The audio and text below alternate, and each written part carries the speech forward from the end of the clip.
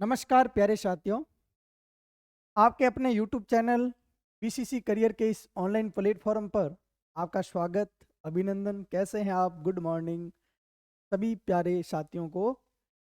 आज एक नए 2020 सीरीज का हम शुभारंभ करने जा रहे हैं। हमने जितने भी टॉपिक पिछले सेशन में हमने पढ़े हैं, बहुत सारे टॉपिक हमने पढ़े हैं। भारतीय संविधान की विशेषताएं, भारतीय संविधान के स्रोत और आपके अनुसूचियां, भारतीय संविधान के भाग, उनके नाम, और भाग 1 और 2 को हमने पढ़ा है, और भाग 3 जिसका फर्स्ट लेसन भी हमने कंप्लीट किया फंडामेंटल राइट्स के संदर्भ में। तो ये टॉपिक तो हमारे एक श्रृंखला में चल ही रहे हैं। इनके साथ एक 2020 सीरीज का हम शुभारंभ करने जा रहे हैं।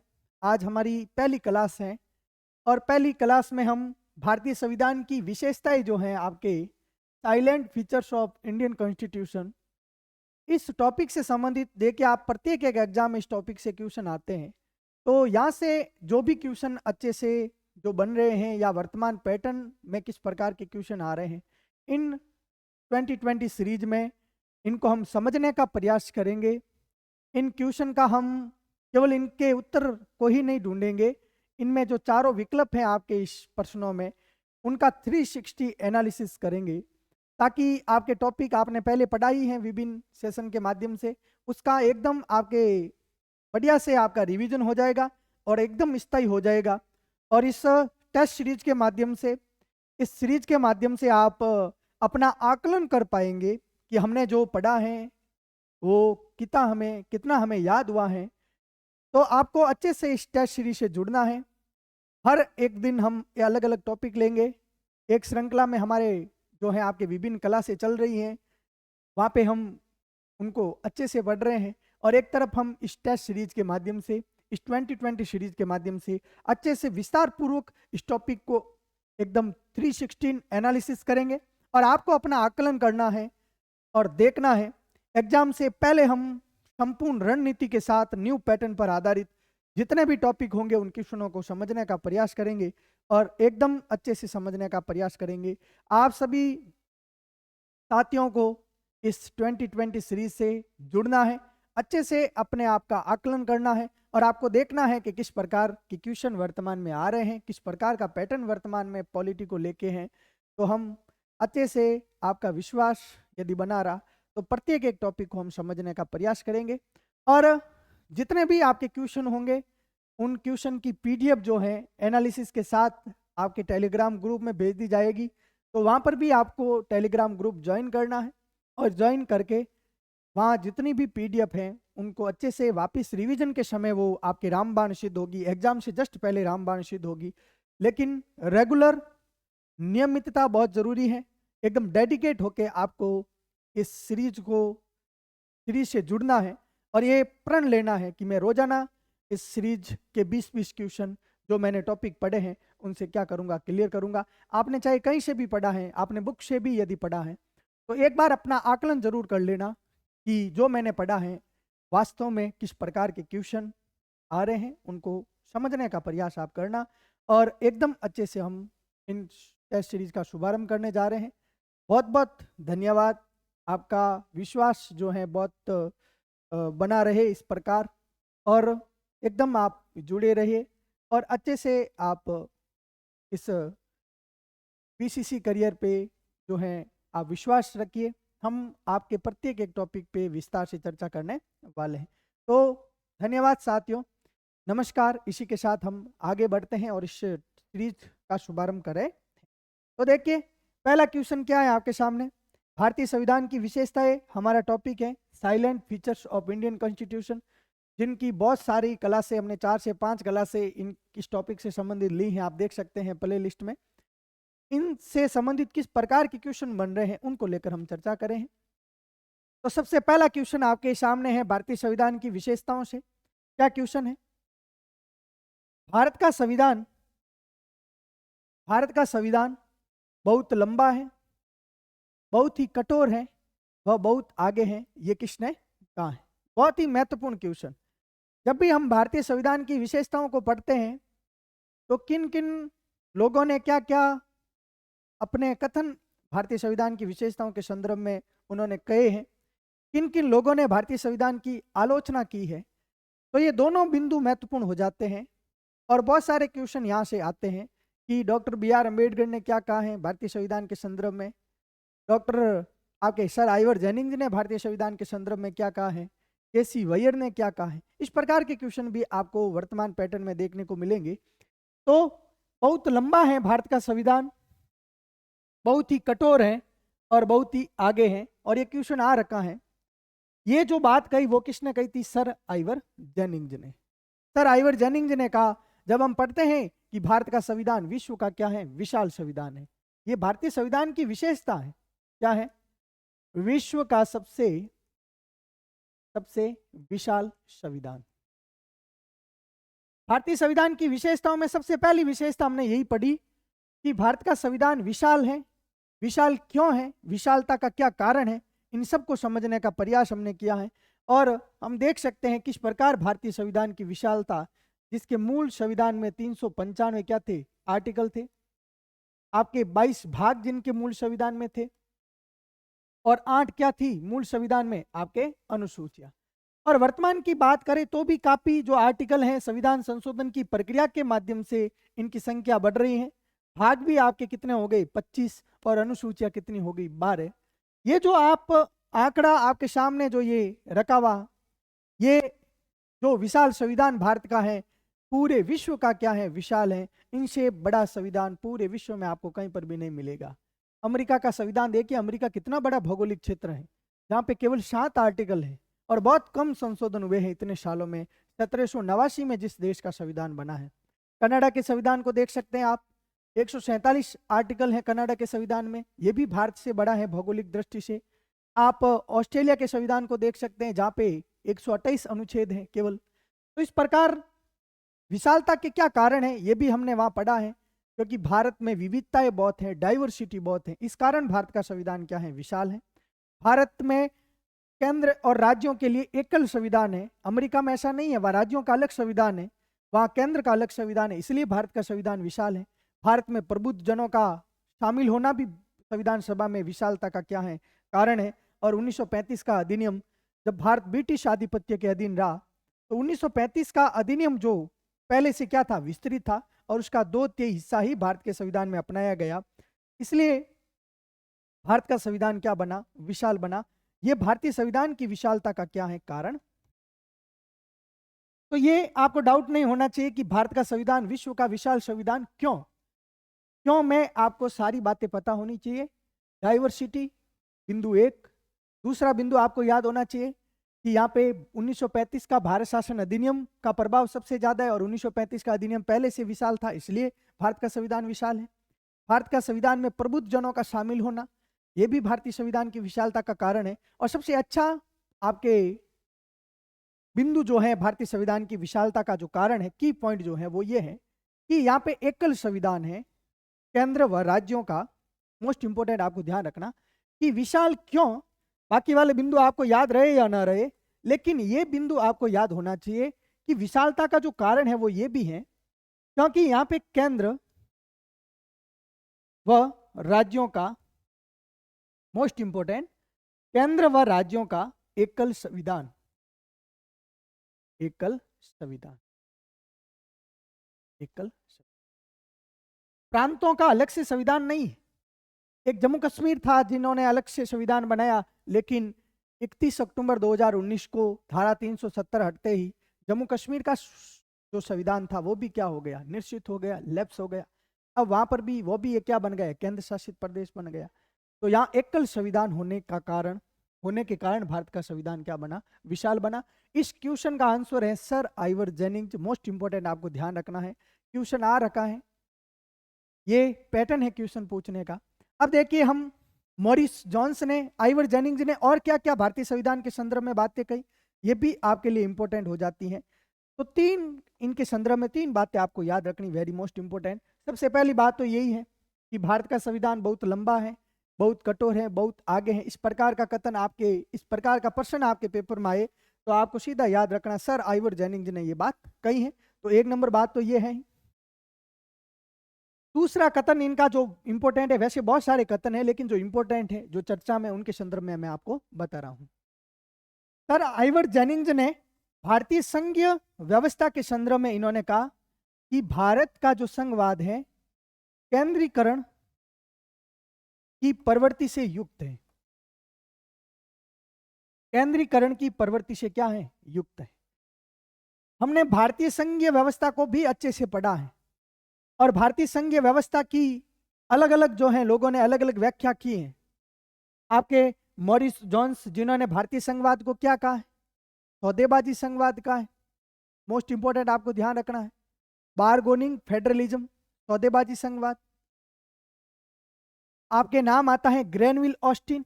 इन्होंने भारतीय संघवाद की विशेषता को बताते हुए इन्होंने भारतीय संघवाद को किसकी संज्ञा दी? सहयोगी या सहकारी संघवाद इन्होंने कहा है। और बात करें डॉक्टर बी आर अम्बेडकर की, तो डॉक्टर बी आर अम्बेडकर ने भी भारतीय संघवाद की विशेषताओं के संदर्भ में चर्चा करते हुए कहा कि भारत का जो संघवाद है वो कैसा है? आपके परिसंघात्मक इन्होंने कहा है। तो इस प्रकार बात करें आइवर जेनिंग्स की, तो आइवर जेनिंग्स ने भारतीय संघीय शासन की व्यवस्था को बताते हुए कहा कि भारतीय संघीय व्यवस्था केंद्र को क्या करती है? मजबूत। राज्यों की तुलना में केंद्र के पास क्या है? ज्यादा शक्तियां हैं। इसलिए हमारा संघवाद केंद्रीकरण की प्रवृत्ति से क्या है? युक्त है, न कि विकेंद्रीकरण है। विकेंद्रीकरण का मतलब आपके राज्यों और केंद्र के बीच एकदम शक्तियों का क्या हो? स्पष्ट विभाजन हो। ये डिसेंट्रलाइजेशन नहीं है, बल्कि सेंट्रलाइजेशन से युक्त हमारे केंद्र हमारी संघीय व्यवस्था को बताने वाले थे सर आइवर जेनिंग्स, जो इनका दूसरा कथन भारतीय संविधान की विशेषताओं के संदर्भ में महत्वपूर्ण हो जाता है। तीसरा कथन भी इनका महत्वपूर्ण है, बहुत ही इंपॉर्टेंट है। जब हम संविधान का आर्टिकल 14 पढ़ते हैं, अनुच्छेद 14, अनुच्छेद 14 में दो प्रकार की धारणाएं यहाँ पे काम करती है, एक विधि के समक्ष क्षमता और एक विधि के समक्ष संरक्षण। सर आइवर जेनिंग्स ने जिस धारणा का समर्थन किया है वह धारणा है आपके विधि के समक्ष संरक्षण। ये तीसरा कथन इनका वेरी मोस्ट इंपोर्टेंट, विधि के समक्ष संरक्षण, समक्ष संरक्षण। और इस धारणा की अनुपालना कौन सा देश करता है? आपके अमेरिका। अमेरिका विधि के समक्ष संरक्षण की धारणा को मानता है। और ये धारणा कैसी है? ये मनोवैज्ञानिक धारणा है, ये सकारात्मक धारणा है। देखिए सबसे पहले तो आपको ये समझना जरूरी है कि विधि के समक्ष समानता क्या है और विधि के समक्ष संरक्षण क्या है।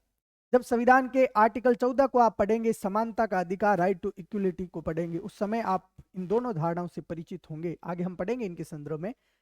विधि के समक्ष समानता का तात्पर्य कि समान परिस्थितियां, आपके समान कानून हो, सभी के ऊपर समान रूप से कानून लागू किए जाए। और ये जो धारणा है जिसकी अनुपालना कौन करता है? ब्रिटेन करता है। और ये हमने संविधान के आर्टिकल 14 में अपनाई। लेकिन ये संरक्षण वाली धारणा जस्ट ऑपोजिट है विधि के समक्ष समानता की धारणा से। और ये धारणा कहती है सबके ऊपर समान कानून आप कैसे लागू कर सकते हैं? क्या इस देश में संविधान लागू हुआ? आप खुद मेरे को बता दीजिए, इस देश में जब संविधान लागू हुआ तो क्या सबकी स्थिति समान थी? क्या जो पिछड़े वर्ग थे, जो हजारों सालों से शोषण सह रहे हैं, महिला वर्ग जो है, SC ST जो वर्ग है, कमजोर जो वर्ग है, मजदूर जो वर्ग है, क्या एक डेट से हम क्या इस संविधान को लागू करते समय हम किस प्रकार एक समान कानून को लागू कर सकते हैं? तो जो पिछड़े हैं उनका हम संरक्षण कैसे करेंगे? जो कांग्रेस ने वादे जो उन लोगों से किए हैं आर्थिक असमानता को कम करने के लिए, शिक्षा में उनको आगे बढ़ाने के लिए, वो कहाँ गए? अमेरिका की ये धारणा कहती है विधि के समक्ष संरक्षण वाली कि समान परिस्थितियों में क्या होने चाहिए? समान कानून। लेकिन असमान परिस्थितियों में क्या होने चाहिए? असमान कानून। ये बात कही किसने प्रॉपर? सर आइवर जेनिंग्स ने, जो इसका तीसरा कमेंट है भारतीय संविधान की विशेषताओं के संदर्भ में। तो सर आइवर जेनिंग्स ने ही क्या कहा? समान परिस्थितियों में, मोस्ट इंपोर्टेंट आपको ध्यान रखना है, समान परिस्थितियों में, समान परिस्थितियों में समान कानून, समान कानून। और असमान परिस्थितियों में असमान कानून। असमान कानून ही क्या है? विधि के समक्ष संरक्षण है। और ये तीसरी बात भी किसने कही थी? Sir Ivor Jennings. तो 3 बातें आपके क्लियर हो जानी चाहिए। सर आइवर जेनिंग जो सबसे पहला प्रश्न हमारा है, ये क्वेश्चन पूछ रखा है। दूसरी बात, इन्होंने भारतीय संघीय व्यवस्था को किस प्रकार बताया है कि भारतीय संघीय व्यवस्था क्या है, सेंट्रलाइजेशन की प्रवृत्ति से युक्त है, केंद्रीकरण की प्रवृत्ति से युक्त है। तीसरा इनका जो कथन है वो ये है कि समान परिस्थितियों में समान कानून और असमान परिस्थितियों में असमान कानून होने चाहिए। ये कथन भी किसका है, सर आइवर जेनिंग्स का। किस आर्टिकल में इस कथन का वर्णन मिलता है, 14 में। और विधि के समक्ष संरक्षण जिसकी अनुपालना कौन सा देश करता है, अमेरिका। की जब परिस्थितियां ही समान नहीं है तो कानून समान नहीं होंगे, वहां पे असमान कानून लागू करके उन लोगों को ऊपर उठाने का प्रयास किया जाएगा जो पिछड़े हैं, जो क्या है आपके कमजोर हैं। इस प्रकार ये जो आपके क्वेश्चन जिसका हमने पूरा का पूरा एनालिसिस किया है, इसके संदर्भ में आपको किसी भी प्रकार का डाउट नहीं होना चाहिए। बढ़ते हैं अगले क्वेश्चन की ओर। दूसरा क्वेश्चन क्या है, भारतीय संविधान में अंगीकृत वेस्टमिंस्टर मॉडल का संबंध किससे है। बहुत महत्वपूर्ण क्वेश्चन, देख लीजिए, क्वेश्चन आ रखा है फर्स्ट ग्रेड में ही, ये क्वेश्चन आ रखा है। वेस्टमिंस्टर मॉडल किसे कहते हैं। देखिए, जब हमने भारतीय संविधान की विशेषताओं को पढ़ा उस समय एक विशेषता हमने पढ़ी, संसदीय शासन प्रणाली। कौन सी विशेषता को पढ़ा, संसदीय शासन प्रणाली। जब संसदीय शासन प्रणाली की विशेषता को हमने पढ़ा तो सबसे पहली बात हमने यही पढ़ी कि ये व्यवस्था जो है हमने किस देश के संविधान से ली है, ब्रिटेन के संविधान से। ये प्रणाली हमने ब्रिटेन के संविधान से ग्रहण की और इस संसदीय शासन प्रणाली की बहुत सारी विशेषताएं हमने पढ़ी हैं आपके। लेकिन इन विशेषताओं को पढ़ने से पहले हमने इन संसदीय शासन प्रणाली को और किन नामों से जाना जाता है ये अच्छी तरह से पढ़ा है। पूरी क्लास हमारे इस संसदीय शासन प्रणाली पे है, आप देख सकते हैं। और इसमें संसदीय शासन प्रणाली के अन्य नाम क्या है और इनकी क्या क्या विशेषताएं, उनके संदर्भ में भी हमने विस्तार से चर्चा की है। संसदीय शासन प्रणाली के नामों को जब हमने पढ़ा तो सबसे पहला नाम यही हमने पढ़ा कि संसदीय शासन प्रणाली को किस नाम से जानते हैं, वेस्टमिंस्टर मॉडल के नाम से जानते हैं, वेस्टमिंस्टर मॉडल। दूसरी जो है, इसी प्रणाली को हम क्या कहते हैं, उत्तरदायी शासन प्रणाली। संसदीय शासन प्रणाली का दूसरा नाम क्या है, उत्तरदायी शासन प्रणाली। और तीसरा जो इनका नाम है संसदीय शासन प्रणाली का, वो है आपके मंत्रिमंडलीय व्यवस्था। क्या नाम है, मंत्रिमंडलीय। तो आज के बाद ये तीनों संसदीय शासन प्रणाली आते ही आपको ये तीनों नाम याद हो जाने चाहिए कि जिस संसदीय शासन प्रणाली को हमने ब्रिटेन के संविधान से ग्रहण किया है उनके क्या क्या नाम है, वेस्टमिंस्टर मॉडल। इसी संसदीय शासन प्रणाली को उत्तरदायी शासन व्यवस्था या मंत्रिमंडलीय व्यवस्था के नाम से इनको जाना जाता है। ये संसदीय शासन प्रणाली जो हमने ब्रिटेन के संविधान से ली, इनकी विशेषताओं के संदर्भ में भी हमने चर्चा की थी कि संसदीय शासन प्रणाली की क्या विशेषता है।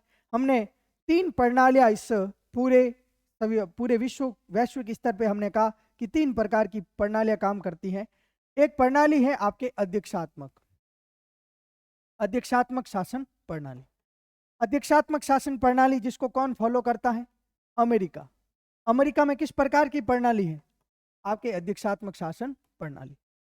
और अध्यक्षात्मक शासन प्रणाली की क्या विशेषता है कि अध्यक्षात्मक शासन प्रणाली में जो राष्ट्र का प्रमुख है, राष्ट्र का प्रमुख, वही किसका प्रमुख होता है, सरकार का प्रमुख। सरकार का प्रमुख, सरकार का प्रमुख। और राष्ट्र का प्रमुख और सरकार का प्रमुख ये दोनों कौन है, आपके राष्ट्रपति। यानी यहां पे एक ही प्रकार की कार्यपालिका काम करती है, या एक ही प्रकार की कार्यपालिका है, या एक ही प्रकार का प्रमुख है। जो राष्ट्र का प्रमुख है, जो उस देश का प्रमुख है, वही इस देश की शासन व्यवस्था का, वही इस सरकार का क्या है, प्रमुख है। ये अध्यक्षात्मक शासन प्रणाली की क्या है, विशेषता है। वहां पे प्रधानमंत्री पद का कोई संवैधानिक प्रावधान अमेरिका के संविधान में नहीं है। इसके जस्ट अलग थोड़ी कौन सी विशेषता है, किस पद का प्रावधान नहीं है अमेरिका में, पीएम पद का कोई प्रावधान नहीं है, कोई प्रावधान। मोस्ट इंपोर्टेंट आपको ध्यान रखना है। दूसरी जो प्रणाली हमने भारतीय संविधान की विशेषताओं में पढ़ी थी, वह पढ़ी थी कौन सी प्रणाली, संसदीय शासन प्रणाली। संसदीय शासन। और संसदीय शासन प्रणाली जो है, ये इसको जो फॉलो करने वाला देश है वो कौन सा है, ब्रिटेन। और इसी ब्रिटेन से हमने ये संसदीय शासन प्रणाली भारत के संविधान सभा ने अपने भारत में अपनाई। और संसदीय शासन प्रणाली की क्या विशेषता है, यहाँ पे देश का जो प्रमुख है वो कौन है, देश का प्रमुख वो है आपके राष्ट्रपति। देश का या इस राष्ट्र का प्रमुख कौन है, राष्ट्रपति है। और यहाँ पे ये किस प्रकार की कार्यपालिका में इनको गिना जाता है, नाम मात्र की कार्यपालिका, नाम मात्र की कार्यपालिका। संसदीय शासन प्रणाली की सबसे पहली विशेषता है, यहाँ पे दो प्रकार की कार्यपालिका, आप सीधा अंतर समझ लीजिए। आपसे पूछे अध्यक्षात्मक शासन प्रणाली तो एक ही प्रकार की कार्यपालिका, जो देश का राष्ट्र का प्रमुख है वही सरकार या शासन का प्रमुख है। लेकिन जैसे ही आप संसदीय शासन प्रणाली की प्रकृति को समझने का प्रयास करेंगे, इनकी क्या विशेषता, इनको पढ़ने का प्रयास करेंगे, तो सबसे पहला बिंदु यही है कि संसदीय शासन प्रणाली में आपको कितने प्रकार की कार्यपालिका मिलेगी, दो प्रकार की कार्यपालिका। एक कार्यपालिका जो नाम मात्र की कार्यपालिका मिलेगी, और इस नाम मात्र की कार्यपालिका का प्रमुख कौन होगा, राष्ट्रपति होगा। और ये राष्ट्रपति ही इस राष्ट्र का, इस देश का क्या होता है, प्रमुख होता है। दूसरी जो कार्यपालिका आपको मिलेगी संसदीय शासन प्रणाली में, वो मिलेगी आपके वास्तविक कार्यपालिका। कौन सी कार्यपालिका, वास्तविक कार्यपालिका। और इस वास्तविक कार्यपालिका का प्रमुख कौन होता है, आपके प्रधानमंत्री। एक और हम अमेरिका में पढ़ रहे हैं जहां पे पीएम पद का कोई प्रावधान नहीं है, क्योंकि अध्यक्षात्मक शासन प्रणाली, वहां सब कुछ सर्वे सर्वा कौन है, राष्ट्रपति। यहाँ पे ऐसा नहीं है, यहाँ पे दो प्रकार के प्रमुख काम करते हैं, एक शासन का प्रमुख है तो एक देश का प्रमुख है। लेकिन वास्तविक कौन है, नेतृत्व किसका है इस शासन प्रणाली में, संसदीय शासन प्रणाली में पीएम का नेतृत्व यहाँ पे है। और राज्यों में किसका नेतृत्व है, सीएम का नेतृत्व। राज्यपाल पद जो राज्यों में है, गवर्नर का पद, और संघ में जो राष्ट्रपति का पद है, ये नाम मात्र के प्रमुख हैं। ये केवल क्या है, प्रतीकात्मक पद है।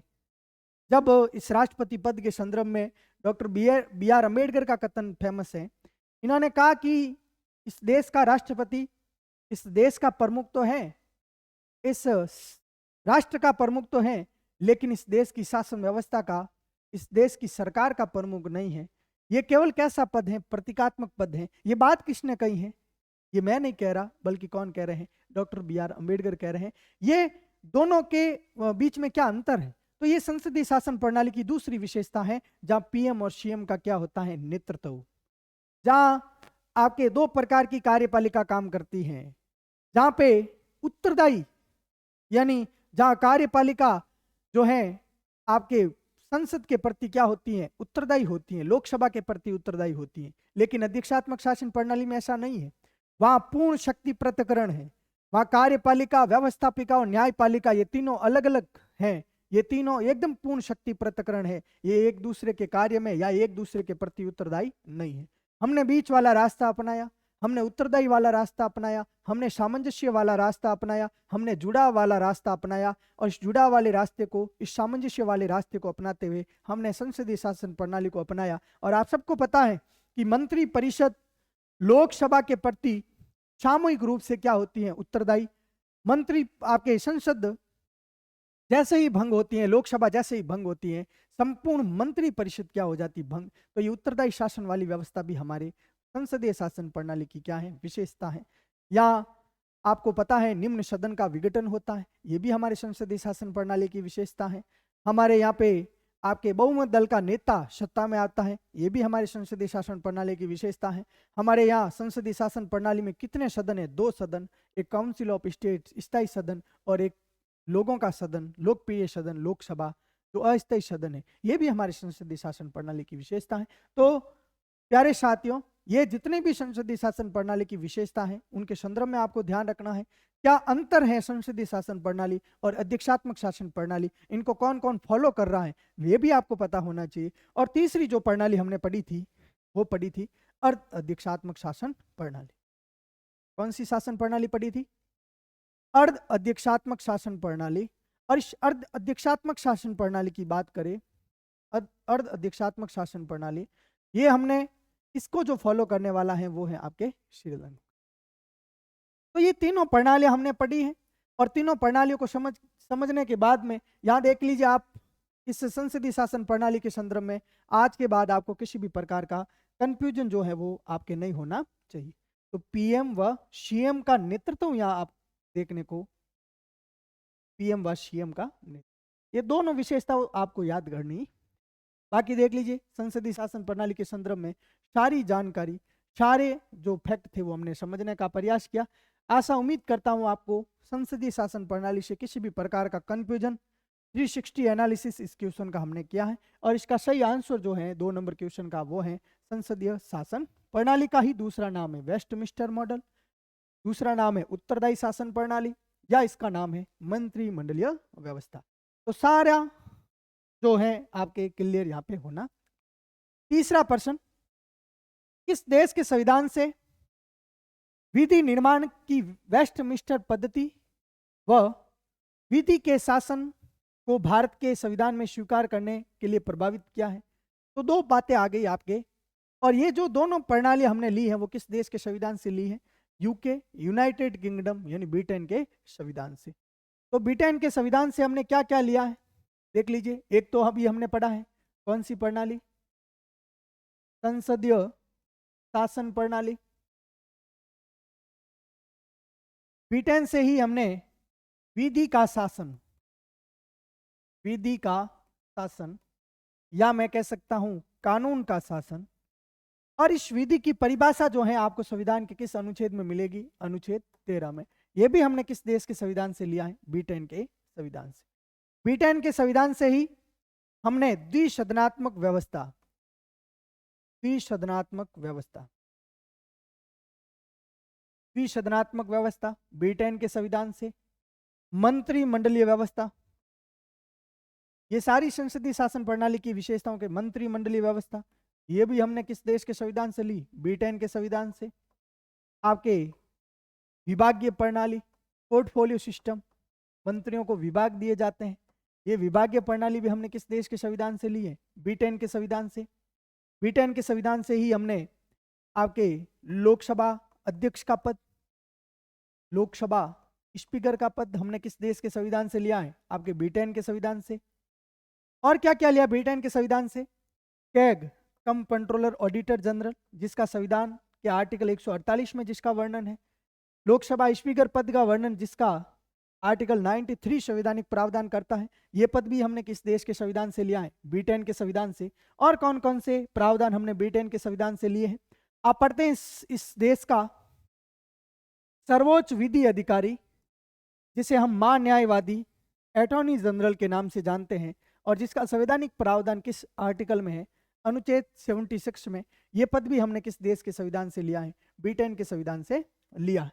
आप अभी हमने पढ़ा है कि विधि के समक्ष समानता, विधि के समक्ष समानता, समानता, ये प्रावधान भी हमने किस देश के संविधान से लिया? ब्रिटेन के संविधान से। और आप बात करें हमारी प्रत्यक्ष जो निर्वाचन प्रणाली है, प्रत्यक्ष चुनाव प्रणाली, और प्रत्यक्ष चुनाव प्रणाली का क्या नाम है? First past the post. क्या नाम है? First past the post. ये फर्स्ट पास्ट द पोस्ट, जिसका अर्थ है जो सबसे आगे वही विजेता, ये प्रणाली भी हमने किस देश के संविधान से ली है? ब्रिटेन के संविधान से। तो प्यारे साथियों, ये सारी जो व्यवस्थाएं हैं, चाहे संसदीय शासन प्रणाली हो, चाहे विधि का शासन आर्टिकल 13 में वर्णित है, चाहे द्विसदनात्मक व्यवस्था हो, चाहे मंत्रिमंडलीय व्यवस्था या विभागीय प्रणाली हो, लोकसभा स्पीकर का पद, कैग का पद आर्टिकल 148 में, महान्यायवादी 76 में, विधि के समक्ष समानता आर्टिकल 14 में वर्णित है, और प्रत्यक्ष निर्वाचन प्रणाली फर्स्ट पास्ट द पोस्ट प्रणाली, ये भी हमने किस देश के संविधान से ली है? ब्रिटेन के संविधान से। और रिट जारी करना, रिट जारी, रिट जारी करना, अध्यादेश जारी करना, अध्यादेश ऑर्डिनेंस जिसे हम कहते हैं, अध्यादेश जारी करना, आर्टिकल आपके 1 to 3, आर्टिकल 123 में जिसका वर्णन है, ये प्रावधान भी हमने किस देश के संविधान से लिए हैं? ब्रिटेन के संविधान से। तो ब्रिटेन से जो जो प्रावधान हमने लिए हैं वो सारे के सारे आपकी स्लाइड के माध्यम से आपको समझने का रिवीजन आपको वापस करना है, और एकदम क्लियर आपके हो जाना चाहिए कि ये सारे प्रोविजन, और इसी लिस्ट में आप देख सकते हैं वेस्टमिंस्टर पद्धति जो पिछले क्वेश्चन में, पिछली स्लाइड में हमने चर्चा विस्तार से इनके संदर्भ में चर्चा की है। और दूसरा है विधि का शासन, कानून का शासन। तो ये भी हमने दोनों कहां से लिए हैं, आपके B10 के संविधान से। तो ये तीसरा क्वेश्चन जो आपके लिए बहुत ही महत्वपूर्ण, बेहद ही महत्वपूर्ण रहने वाला। निम्न में से कौन सी विशेषता B10 के संविधान से नहीं ली गई? अगला क्वेश्चन देखिए स्क्रीन पर। संसदीय शासन प्रणाली, अभी हमने पढ़ा है संसदीय शासन प्रणाली हमने किस देश के संविधान से लिए? B10 के संविधान से। सिंगल सिटीजनशिप, मोस्ट इंपोर्टेंट आपको ध्यान रखना है, एकल नागरिकता। आप जब पढ़ेंगे संविधान का भाग 2, कौन सा भाग पढ़ेंगे? ये तो हमने B10 के संविधान से ली है, बिल्कुल सही है। दूसरा है आपके एकल नागरिकता। आप जब संविधान का कौन सा भाग पढ़ेंगे? 2। भाग 2 में आप पढ़ेंगे संविधान का आर्टिकल 5 से लगाकर 11 तक। और इस नागरिकता वाले टॉपिक को भी हमने अच्छे से पढ़ा है, एक एक डाउट को आपके क्लियर किया है। आपके CA सिटीजनशिप अमेंडमेंट एक्ट 2019 तक हमने इनके संदर्भ में विस्तार से चर्चा की है। जितने भी अमेंडमेंट हुए उनके संदर्भ में सिंगल सिटीजनशिप का प्रावधान भी हमने किस देश के संविधान से लिया है? B10 के संविधान से।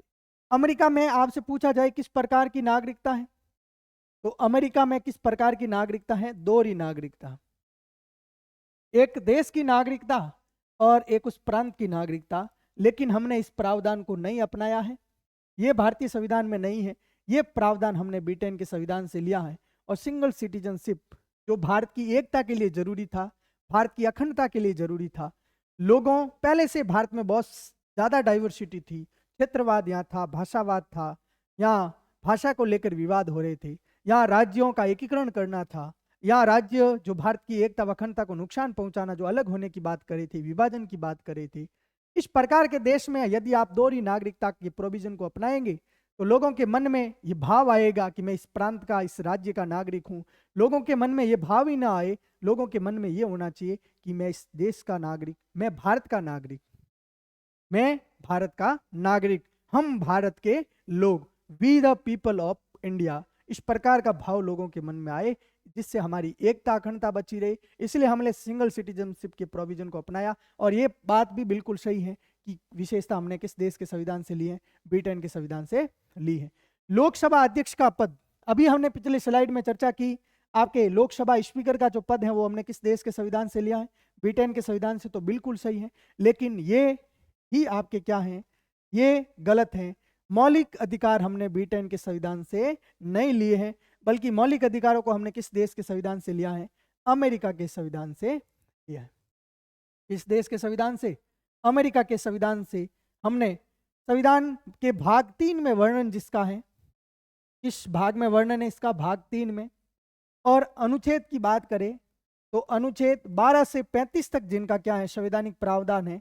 और फंडामेंटल राइट्स जितने भी हैं आपके वर्तमान में 6 मौलिक अधिकार, उनको हमने किस देश के संविधान से ग्रहण किया है?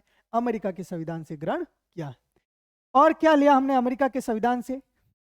ये हमारे अगला क्वेश्चन है। अमेरिका के संविधान से पहला प्रावधान तो ये फंडामेंटल राइट्स है ही, जो हमने अमेरिका के संविधान से लिए हैं। अमेरिका के संविधान से ही हमने किस पद को ग्रहण किया है? राष्ट्रपति के पद को। राष्ट्रपति का पद, जो संविधान के आर्टिकल 52 में जिसका क्या है? वर्णन है। अमेरिका के संविधान से ही हमने वाइस प्रेसिडेंट, उपराष्ट्रपति का पद। देखो B10 के संविधान से हमने क्या क्या लिया, वो सारे प्रावधान हमने पिछली स्लाइड में पढ़ने समझने का प्रयास किया। आर्टिकल 63 में जिनका क्या है? संवैधानिक प्रावधान, उपराष्ट्रपति का पद। अमेरिका के संविधान से ही हमने क्या लिया? उच्चतम न्यायालय। उच्चतम न्यायालय, उच्चतम न्यायालय संविधान का आर्टिकल 124 जिनके संदर्भ में क्या करता है? संवैधानिक प्रावधान। ये भी हमने किस देश के संविधान से लिया है? अमेरिका के संविधान से। अमेरिका के संविधान से हमने राष्ट्रपति पर महाभियोग, राष्ट्रपति पर महाभियोग। आप पढ़ते हैं संविधान का आर्टिकल 61, संविधान का आर्टिकल 61 जिसमें राष्ट्रपति को हटाने की प्रक्रिया का प्रावधान है। इसी अमेरिका के संविधान से हमने उपराष्ट्रपति को हटाने की प्रक्रिया, उपराष्ट्रपति व न्यायाधीशों को हटाने की प्रक्रिया का प्रावधान लिया है। न्यायाधीशों को हटाने की प्रक्रिया का प्रावधान, की प्रक्रिया का प्रावधान। और क्या लिया हमने अमेरिका के संविधान से? देखिए, अगले बिंदुओं के माध्यम से समझने का प्रयास करते हैं। अमेरिका के संविधान से ही हमने न्यायिक समीक्षा, जो संविधान के आर्टिकल 13 में है, 13(2) जब हम पढ़ते हैं तो न्यायिक समीक्षा का प्रावधान हमें मिलता है, जिसमें संसद विधि या कानून बनाती है तो वह विधि संविधान के अनुसार या मौलिक अधिकारों का हनन करती हैं, तो सर्वोच्च न्यायालय के पास ये ब्रह्मास्त्र है, ये शक्ति है कि वो न्यायिक समीक्षा कर सकती है। न्यायिक पुनरावलोकन, जुडिशियल रिव्यू, न्यायिक पुनरावलोकन। तो न्यायिक पुनरावलोकन का प्रावधान भी हमने किस देश के संविधान से लिया है? अमेरिका के संविधान से, 137 में, जिसका क्या है? संवैधानिक प्रावधान है अनुच्छेद 137 में। और अमेरिका के संविधान से ही हमने आपके विधि के समक्ष जो एक सकारात्मक अवधारणा है, जो एक मनोवैज्ञानिक अवधारणा है और जिसका समर्थन सर आइवर जेनिंग्स करते हैं, समान परिस्थितियों में समान कानून और असमान परिस्थितियों में असमान कानून, ये अवधारणा भी हमने किस देश के संविधान से ली है? अमेरिका के संविधान से ली है। तो ये सारी बातें आपको ध्यान रखनी है कि अमेरिका के संविधान से हमने कौन कौन सी विशेषताएं ली है, चाहे फंडामेंटल राइट्स की बात करें, चाहे उपराष्ट्रपति के पद की बात करें आर्टिकल 52 में, चाहे उपराष्ट्रपति के पद की बात करें आर्टिकल 63 में, चाहे उच्चतम न्यायालय की बात करें आर्टिकल 124, आर्टिकल 124 में, राष्ट्रपति पर महाभियोग या हटाने की प्रक्रिया संविधान का आर्टिकल 61 जिसका उल्लेख करता है, उपराष्ट्रपति व न्यायाधीशों को हटाने की प्रक्रिया का प्रावधान भी हमने किस देश के संविधान से लिया है? अमेरिका के संविधान से।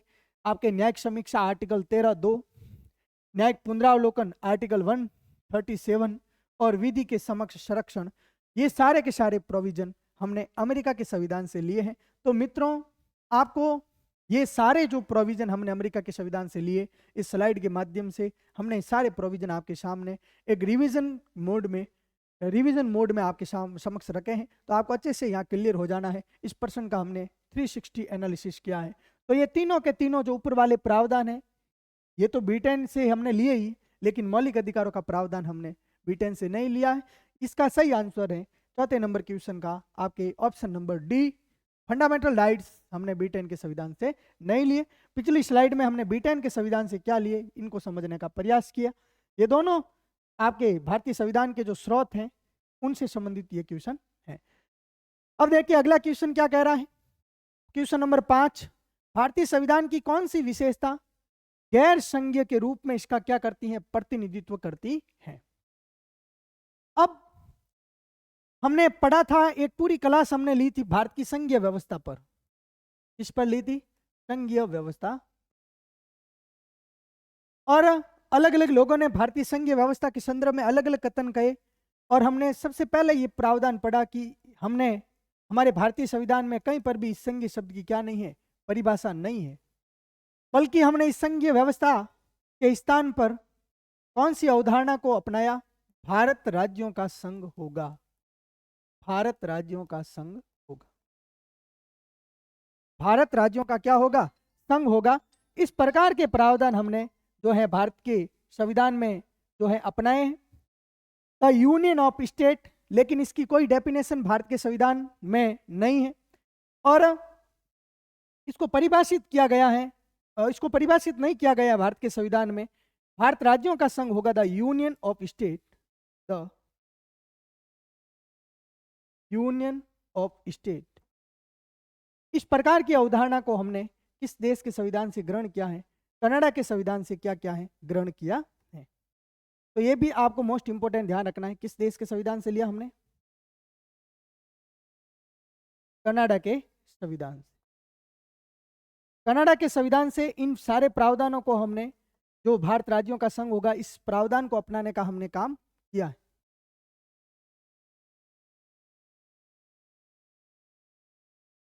अब देखिए अगला क्वेश्चन। अगला क्वेश्चन है आपके, क्या है अगला क्वेश्चन? भारतीय संविधान की कौन सी विशेषता गैर संघीय के रूप में इसका प्रतिनिधित्व करती है? अब हमने अच्छे से क्लास के माध्यम से भारत की जो संघीय शासन व्यवस्था है इनके संदर्भ में हमने समझने का प्रयास किया है, बहुत अच्छे से हमने इनको जाना है। और भारतीय संघीय व्यवस्था के संदर्भ में हमने विस्तार से चर्चा की है कि भारतीय संघ की विशेषता है कि भारत का संघ एकात्मकता की और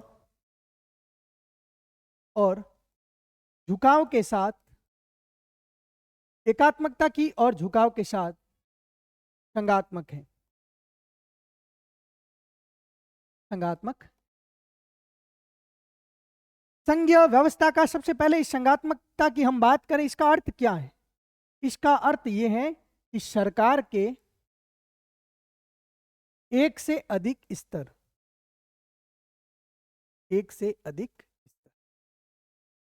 जैसे केंद्र में कौन सी सरकार है? केंद्र सरकार है। और राज्यों में कौन सी सरकार है? आपके राज्य सरकार। क्या केवल यही इस संघीय व्यवस्था का अर्थ है कि सरकार के एक से अधिक स्तर होना ही संघीय शब्द को सही परिभाषित करता है? नहीं।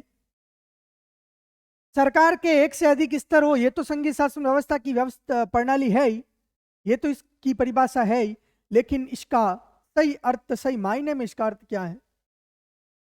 इन दोनों के बीच में, केंद्र और राज्य के बीच में शक्तियों का क्या हो? स्पष्ट विभाजन। यही सही रूप से संघीय व्यवस्था को क्या करता है? परिभाषित करता।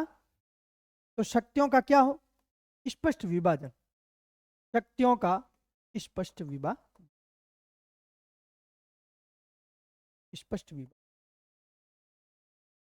क्या भारत में केंद्र और राज्यों के मध्य शक्तियों का स्पष्ट विभाजन है? क्या भारत पूर्ण रूप से संघात्मक है या एकात्मक है? तो आप कहेंगे एकात्मक किसको कहेंगे? जहां पे सरकार का एक स्तर हो, लेकिन भारत में तो सरकार के दो स्तर हैं। इसलिए भारत की शासन व्यवस्था के कुछ लक्षण ऐसे हैं जो एकात्मकता को इंगित करते हैं, और कुछ लक्षण ऐसे हैं जो संघात्मकता को क्या करते हैं? इंगित करते हैं। तो कुछ लक्षण एकात्मकता के हैं और कुछ लक्षण क्या है? संघात्मकता के। यहां भी भारत की संविधान सभा ने कौन से मार्ग को अपनाया? बीच वाले मार्ग को अपनाया। आपसे सबसे पहला क्वेश्चन तो यही है, आपसे पूछा जाए कि एकात्मक व्यवस्था कहां पे है? एकात्मक, तो आप कहेंगे ब्रिटेन में। ब्रिटेन में सरकार का एक स्तर है, क्योंकि एक छोटा सा एरिया है, ज्योग्राफिकल एरिया इनका बहुत कम है, वहां पे सरकार का एक स्तर है जो इस ब्रिटेन की शासन व्यवस्था को संभालने का प्रयास करता है। क्या हम पूर्ण रूप से एकात्मकता की शासन व्यवस्था को नहीं अपना सकते? कैसे अपनाते? भारत बहुत बड़ा जियोग्राफिकल एरिया है। क्या सारे लोगों की मांगों को, क्या इस शासन व्यवस्था को सुचारू रूप से संचालित करने के लिए, क्या इतने बड़े विशाल संविधान को इस भारत पे लागू करने में, क्या सारे इतनी डाइवर्सिटी होने के बाद में क्या हम इस प्रकार की इस प्रकार के शासन व्यवस्था को अपना सकते हैं? नहीं। हम क्या पूरे विश्व में भी एकात्मकता, सरकार का एक से अधिक स्तर नहीं है जहाँ पे जियोग्राफिकल एरिया क्या है? ज्यादा है। उन देशों में एकात्मकता की शासन व्यवस्था को अपनाया जाता है जिनका भौगोलिक क्षेत्र बहुत क्या हो? कम हो, और डाइवर्सिटी बहुत क्या हो? कम हो। तो एकात्मकता की शासन व्यवस्था को हमने पूर्ण रूप से नहीं अपनाया। और आपसे पूछा जाए कि संघात्मक, शुद्ध संघात्मक कहां पे है, तो आपका उत्तर क्या होगा? अमेरिका। अमेरिका में क्या है? संघात्मक व्यवस्था है। वहां सरकार के एकदम इस परिभाषा का अनुपालना जो है वो किस देश के संविधान ने की? अमेरिका ने की है। अमेरिका में केंद्र और राज्य सरकार, ये दो स्तर की क्या है? सरकारें तो है ही, लेकिन उन्होंने शक्तियों का भी क्या कर रखा है? स्पष्ट विभाजन कर रखा। वहां सीधा है, वहां अमेरिका में एक ही सूची है। वहां पे अमेरिका की संविधान में एक ही सूची है, वह है आपके संघ सूची। संघ सूची में जो शामिल है उस पे कानून केंद्र बनाता है। बाकी जितने भी विषय हैं उस पे कानून बनाने की शक्ति किसके पास है? राज्य के पास। तो भारत ने कुछ लक्षण, भारत में एकात्मकता के हैं, कुछ लक्षण भारत में संघात्मकता के हैं। इसलिए हम कहते हैं कि लक्षण जो है एकात्मकता की और झुकाव के साथ भारत का संघीय व्यवस्था की ये प्रकृति है, ये विशेषता है, क्या है? संघात्मक। तो कुछ लक्षण एकात्मकता के हैं और कुछ लक्षण संघात्मकता के हैं। इसके लिए आप कीवर्ड क्या यूज कर सकते हैं? इसको आप एक शब्द में क्या कह सकते हैं? तो एक शब्द में आप कह सकते हैं अर्ध संघात्मक। क्या कह सकते हैं? अर्ध संघात्मक कह सकते हैं। अर्ध संघात्मक या क्वासी फेडरल। मैं क्या कह सकता हूं इसको, क्वासी फेडरल। भारतीय संघवाद जो है वो क्वासी फेडरल है, अर्ध संघात्मक है। और ये अर्ध संघात्मक भारत का संघवाद ये किसने कहा था? केसी वैयर ने। किसने कहा था? केसी वैयर ने। केसी वैयर ने भारतीय संघवाद की विशेषताओं को बताते हुए इसको क्या कहा है? अर्ध संघात्मक का।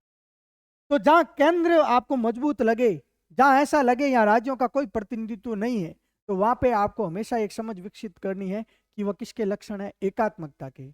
और जहां आपको लगे और केंद्र और राज्य दोनों की भागीदारी है, यहाँ राज्यों को कोई नुकसान नहीं है, तो वहां पे किस प्रकार के लक्षण है? संघात्मकता के लक्षण को क्या करते हैं? इंगित करते हैं। तो भारतीय संविधान में एकात्मकता के लक्षणों वाली लिस्ट ज्यादा है और संघात्मकता के लक्षण बहुत कम है। 5-6 लक्षण है जो संघात्मकता के, वो आपको हमने उस सेशन में एक अच्छे तरीके से समझाने का प्रयास किया है। तो सबसे पहला ऑप्शन क्या है? मजबूत केंद्र और एकल नागरिकता। गैर संघीय का मतलब ही क्या होता है? एकात्मक। गैर संघीय का मतलब क्या है? आपके एकात्मकता। तो मजबूत केंद्र ये किस लक्षण को इंगित कर रहा है? ये आपके संघात्मकता के लक्षण को इंगित करता है या एकात्मकता के लक्षण को? तो आप सीधा कहेंगे ये किस प्रकार के लक्षण को एक आपके कर रहा है रेखांकित? एकात्मकता के लक्षण को एकांकित कर रहा है। और सिंगल सिटीजनशिप, राज्यों की कोई नागरिकता नहीं, केवल किसकी नागरिकता है? इस देश की नागरिकता है, इस भारत की नागरिकता।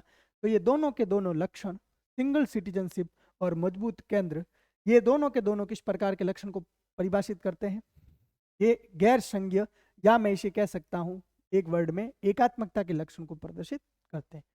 द्विसदनीय विधायिका, ये संघात्मकता का लक्षण है, क्योंकि दूसरा सदन जो है राज्यसभा, वो किसका प्रतिनिधित्व करता है? राज्यों का प्रतिनिधित्व करता है ना। क्या कहते हैं हम राज्यसभा को? Council of state. सारे सदस्य जो राज्यों से, यहाँ राज्यों की विधायकों द्वारा इनको चुनकर भेजा जाता है। राज्य, उनके निर्वाचन में राज्य के विधानसभा के सदस्य भाग लेते हैं और विधानसभाओं को चुनने का काम कौन करते हैं? उस राज्य की जनता करती है। तो हमारा प्रतिनिधित्व है वहां पे, राज्यों का प्रतिनिधित्व के रूप में सदन दूसरा काम करता है, Rajya Sabha, the council of state. तो ये द्विसदनीय विधायिका किस प्रकार का लक्षण है? राज्यों की भूमिका है या नहीं? तो ये तो एकात्मकता का नहीं बल्कि किस प्रकार का लक्षण है? संघात्मकता का लक्षण है। दोनों लक्षण है भारत के संविधान में। स्वतंत्र न्यायपालिका, न्यायपालिका एकदम निष्पक्ष है। वह नहीं तो केंद्र के पक्ष में, न ही किसी राज्य के पक्ष में, न ही किन्हीं दो राज्यों के मध्य विवाद होने पर किसी एक राज्य के पक्ष में, एकदम स्वतंत्र रूप से क्या देती है? निर्णय देती है। जहाँ केंद्र की गलती है वहाँ केंद्र को, और जहाँ राज्यों की गलती है वहाँ राज्यों को एकदम उनको जो है निर्देशित करती है। तो ये भारत की स्वतंत्र न्यायपालिका भी किस प्रकार के लक्षण को प्रदर्शित करती है? जो राज्यों के कुछ जो आपके शक्तियां हैं उनको बचाने का प्रयास, उनको बचाने का काम करती है स्वतंत्र न्यायपालिका। तो ये भी किस प्रकार का लक्षण है? ये दोनों की दोनों विशेषताएं किस प्रकार के लक्षण को प्रदर्शित करते हैं? संघात्मकता के लक्षण को क्या करते हैं? प्रदर्शित करते हैं। राज्य और संघ के बीच में शक्तियों का विभाजन कर रखा है।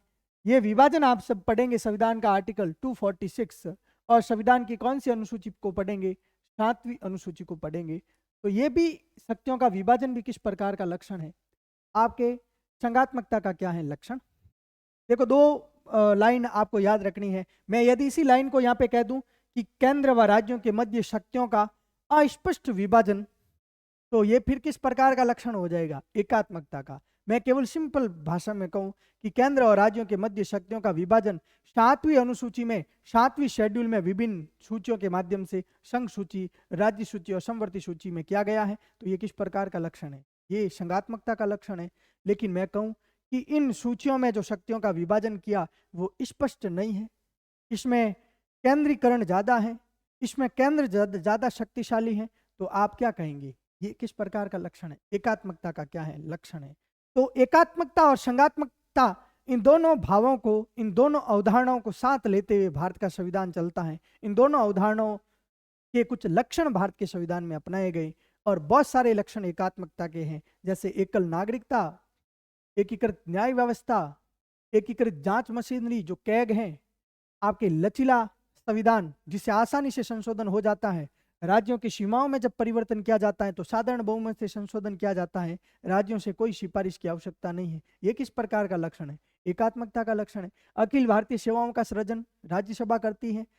ये किस प्रकार का लक्षण है? एकात्मकता का लक्षण है। तो बहुत सारे लक्षण हैं आपके जो किस प्रकार के लक्षण को प्रदर्शित करते हैं, एकात्मकता के लक्षण को प्रदर्शित करने का क्या करते हैं, काम करते हैं। तो ये तीनों के तीनों लक्षण जो किस प्रकार की विशेषताओं को इंगित करते हैं, भारतीय संघीय की एक संघात्मकता के लक्षण को क्या करते हैं, प्रदर्शित करते हैं। बहुत अच्छे से हमने इस संघीय व्यवस्था के संदर्भ में पढ़ा। जो संघीय शब्द है इसको कहीं पर भी भारत में परिभाषित नहीं किया गया है। संघीय शब्द के स्थान पर संविधान का जो आर्टिकल 1 है इसमें यह वर्णित है कि भारत राज्यों का संघ होगा, द यूनियन ऑफ स्टेट। ये धारणा हमने कनाडा के संविधान से ली। हमारा जो संघीय व्यवस्था है वो हमने कनाडा के संविधान से अपनाई, जहाँ पे क्वासी फेडरल है, जहाँ पे क्या है, अर्ध संघात्मक है, जहाँ राज्यों को इतनी छूट नहीं मिली है, जहाँ राज्यों में कोई उनका अलग से संविधान नहीं है, जहाँ कोई दूसरी उनके पास नागरिकता नहीं है, ताकि भारत में जो राज्य थे, भारत की स्थिति उस समय ऐसी थी कि राज्य का पुनर्गठन करना था, रीऑर्गेनाइजेशन करना था, रियासतों का एकीकरण करना था, बहुत ज़्यादा डाइवर्सिटी थी, बहुत सारे राज्य जो भारत से अलग होना चाहते थे, बहुत सारी रियासतें जो भारत से अलग होना चाहती थी। इस प्रकार की चुनौती में, इस राष्ट्र निर्माण की चुनौतियों के समय, इस प्रकार के माहौल में आप यदि राज्यों को अधिक शक्तियां देंगे तो इस जिस एकता और अखंडता का आप सपना देखते हैं, जिस अखंड भारत का आप सपना देखते हैं, वो सपना कभी भी हमारा साकार नहीं होने वाला है। अखंड भारत या हमारी एकता अखंडता कभी नहीं बनी रहती यदि हम इस प्रकार के रास्ते को, बहुत ये उनकी दूरदृष्टि का प्रमाण है। भारतीय संविधान सभा के जो सदस्य थे उन्होंने ऐसे ही सीधे के सीधे प्रोविजन जो हमने भारत के संविधान में नहीं अपनाए, उन्होंने वास्तव में भारत के संविधान में जो भी शासन व्यवस्था को अपनाया है उनमें सोचा समझा, वाद विवाद हुआ, उन पे काउंटिंग आपकी वोटिंग हुई, अलग अलग देशों से राय ली, अलग अलग देशों की शासन व्यवस्था को जो है उन्होंने प्रयोग किया, और प्रयोग करने के बाद में हमारे भारतीय संविधान की परिस्थितियों के अनुसार उनको अपनाने का काम किया है। इसलिए तो डॉक्टर बी आर अम्बेडकर कहते हैं कि हमने इस देश के संविधान में जो भी बाहरी प्रोविजन लिए हैं, जो भी बाहरी प्रावधान लिए हैं, हमने ऐसे ही इनको स्वीकार नहीं किया है, उसमें कुछ परिवर्तन किया है, परिमार्जन किया है, संशोधन किया है, इस देश की परिस्थितियों के अनुसार संशोधन किया है और उनको अपनाने का प्रयास किया है। और जिसका उदाहरण आपके सामने, हर जगह आपको ये लगेगा कि भारत में बीच वाला रास्ता अपनाया है, भारत ने सीधा ही आपके उसको कॉपी नहीं किया है, बल्कि उसमें कुछ परिवर्तन किया है, उसमें कुछ परिमार्जन किया है। तो ये तीनों के तीनों लक्षण जो संघात्मकता के लक्षण को इंगित करते हैं, और जो पहला लक्षण है वो किस प्रकार के लक्षण को, एकात्मकता के लक्षण को इंगित करता है। ये अगला जो आपके 5वां क्वेश्चन, इनसे संबंधित संघीय व्यवस्था से संबंधित किसी भी प्रकार का डाउट नहीं होना चाहिए। संघीय व्यवस्था के संदर्भ में किस किस राजनीतिक विचारकों ने क्या क्या कहा, इसके संदर्भ में हमने पहले ही पढ़ लिया। संघीय व्यवस्था के संदर्भ में मॉरिस जॉन्स ने कहा कि ये सौदेबाजी संघवाद है, ग्रैनविल ऑस्टिन ने कहा भारत के संघवाद सहयोगी संघवाद है, और परिसंघात्मक की संज्ञा किसने दी थी, डॉक्टर बी आर अम्बेडकर ने दी। ये हमने जो है आपके पिछले क्वेश्चनों में समझने का क्या क्या है प्रयास किया। अब बढ़ते हैं अगले क्वेश्चन की ओर। अगला क्वेश्चन क्या है, भारत के संविधान के स्रोतों के संदर्भ में निम्नांकित में से कौन सा युग्म सुमेलित नहीं है। बहुत ही बेसिक क्वेश्चन, स्रोतों का वापिस क्वेश्चन आया आपके सामने। सबसे पहले है कानून निर्माण की प्रक्रिया या विधि निर्माण की प्रक्रिया, ये हमने किस देश के संविधान से ली है, ब्रिटेन के संविधान से, बिल्कुल सही है। कानून निर्माण की प्रक्रिया या विधि का शासन या कानून का शासन हमने किस देश के संविधान से लिया है, ब्रिटेन के संविधान से। आप देख सकते हैं, ये हमने पिछली स्लाइड में पढ़ा है, तो बिल्कुल सही है। कानून निर्माण की प्रक्रिया ब्रिटेन के संविधान से ली, बिल्कुल सही है। दूसरा ऑप्शन है राज्य के नीति निर्देशक तत्व आयरलैंड के संविधान से लिए हैं, ये बात भी बिल्कुल सही है। डीपीएसपी जो संविधान के किस भाग में पढ़ते हैं, भाग 4 में हम पढ़ते हैं DPSP, directive principle of state policy, जिनकी प्रकृति है ये वाद योग्य नहीं है, न्यायोचित नहीं है। और इन सारे नीति निर्देशक तत्वों को, जिनका संवैधानिक प्रावधान 36 से 51 है, इनको हमने किस देश के संविधान से लिया है, आयरलैंड के संविधान से, संविधान के भाग 4 में जिनका क्या है वर्णन। ये दूसरा ऑप्शन भी बिल्कुल क्या है, सही है। न्यायिक पुनरावलोकन संयुक्त राज्य अमेरिका, बिल्कुल सही है। अभी हमने पिछली स्लाइड में ये समझा कि न्यायिक पुनरावलोकन की जो शक्ति है वो संविधान के आर्टिकल 137 में जिसका वर्णन है, ये हमने किस देश के संविधान से लिए, अमेरिका के संविधान से, संविधान के आर्टिकल 137 में। तो अमेरिका वाला भी बिल्कुल क्या है, सही है। और चौथा ऑप्शन है आपके अर्ध संघात्मक सरकार या एकात्मकता की भावना में संघीय सरकार, क्वासी फेडरल वाला सिस्टम है, ये हमने स्विट्जरलैंड के संविधान से लिया है, बिल्कुल नहीं है। अभी देखिए, हमने पिछली स्लाइड में पढ़ा कि हमारी भारतीय संविधान की जो संघीय व्यवस्था है वो हमने किस देश के संविधान से ली है, आपके कनाडा के संविधान से ली। तो कनाडा के संविधान से ये सारे प्रोविजन हमने लिए हैं। अर्धसंघात्मक सरकार, क्वासी फेडरल, इस देश के संविधान से, कनाडा के संविधान से, ना कि स्विट्जरलैंड के संविधान से। आपका सही ऑप्शन है ऑप्शन नंबर 4, अर्धसंघात्मक सरकार, स्विट्जरलैंड से नहीं बल्कि कनाडा के संविधान से हमने ग्रहण। तो वेरी मोस्ट इंपोर्टेंट, ये क्वेश्चन भी आपके लिए महत्वपूर्ण रहने वाला। अगला क्वेश्चन देखिए,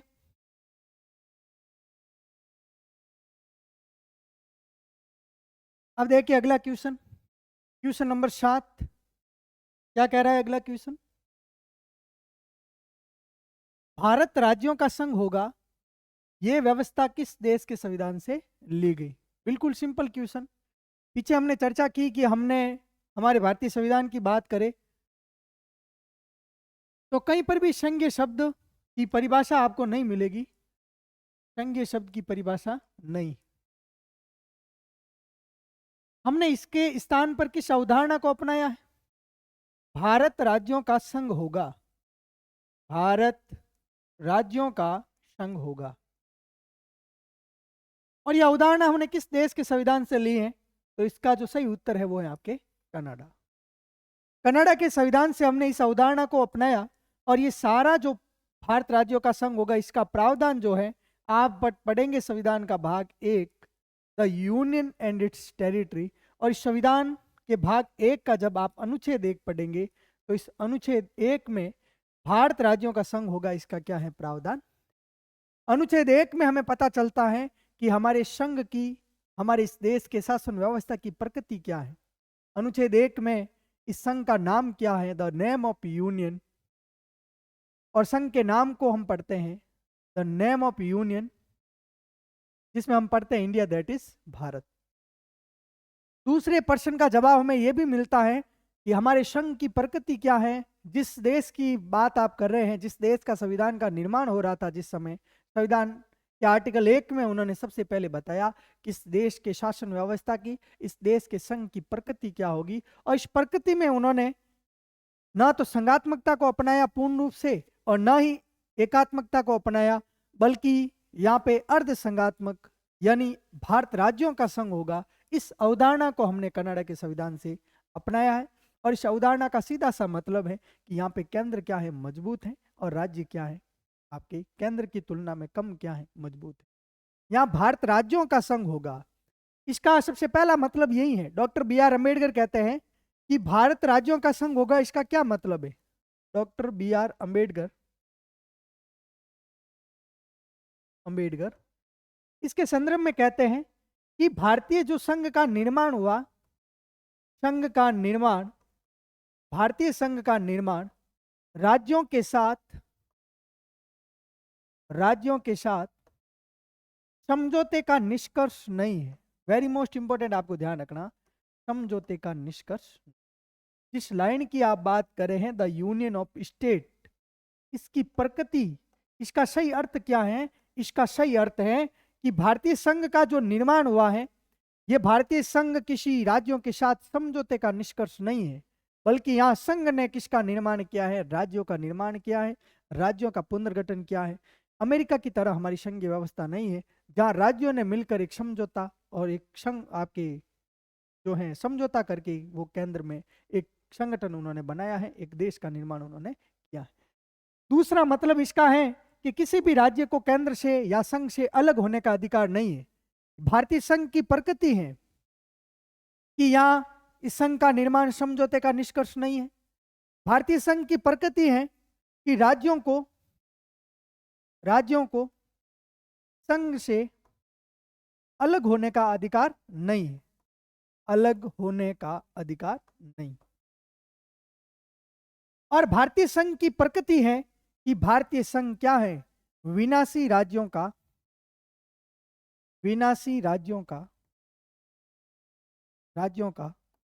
अविनाशी संघ, अविनाशी।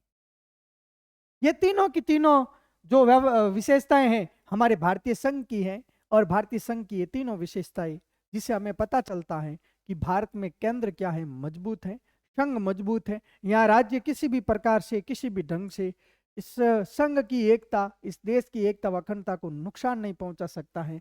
और ये व्यवस्था हमने भारत राज्यों का संघ होगा, द यूनियन ऑफ स्टेट को हमने अपनाया है। इनसे संबंधी सारी धारणाएं आपके विकसित हो जानी चाहिए कि डॉक्टर BR अम्बेडकर ने इसके संदर्भ में क्या कहा है, इस भारतीय राज्यों का संघ होगा इसका क्या मतलब है, इस लाइन का दूसरा अर्थ क्या है कि राज्यों को संघ से अलग होने का अधिकार नहीं है। और इसका तीसरा अर्थ है इस लाइन का कि भारत विनाशी राज्यों का विनाशी संघ है, राज्य विनाशी है। यहाँ राज्य को जो है आपके दो भागों में विभाजित किया जा सकता, दो राज्य क्षेत्रों का निर्माण किया जा सकता, उनके सीमाओं में परिवर्तन किया जा सकता, उनके क्षेत्र को कम या बढ़ाया जा सकता है, उनके नाम में परिवर्तन किया जा सकता। लेकिन कोई भी राज्य ऐसे नहीं कि राज्य सब समझौता करके आए और समझौता जो संघ के साथ किया उसको तोड़ दे, समझौता वही नहीं भारतीय संघ के साथ।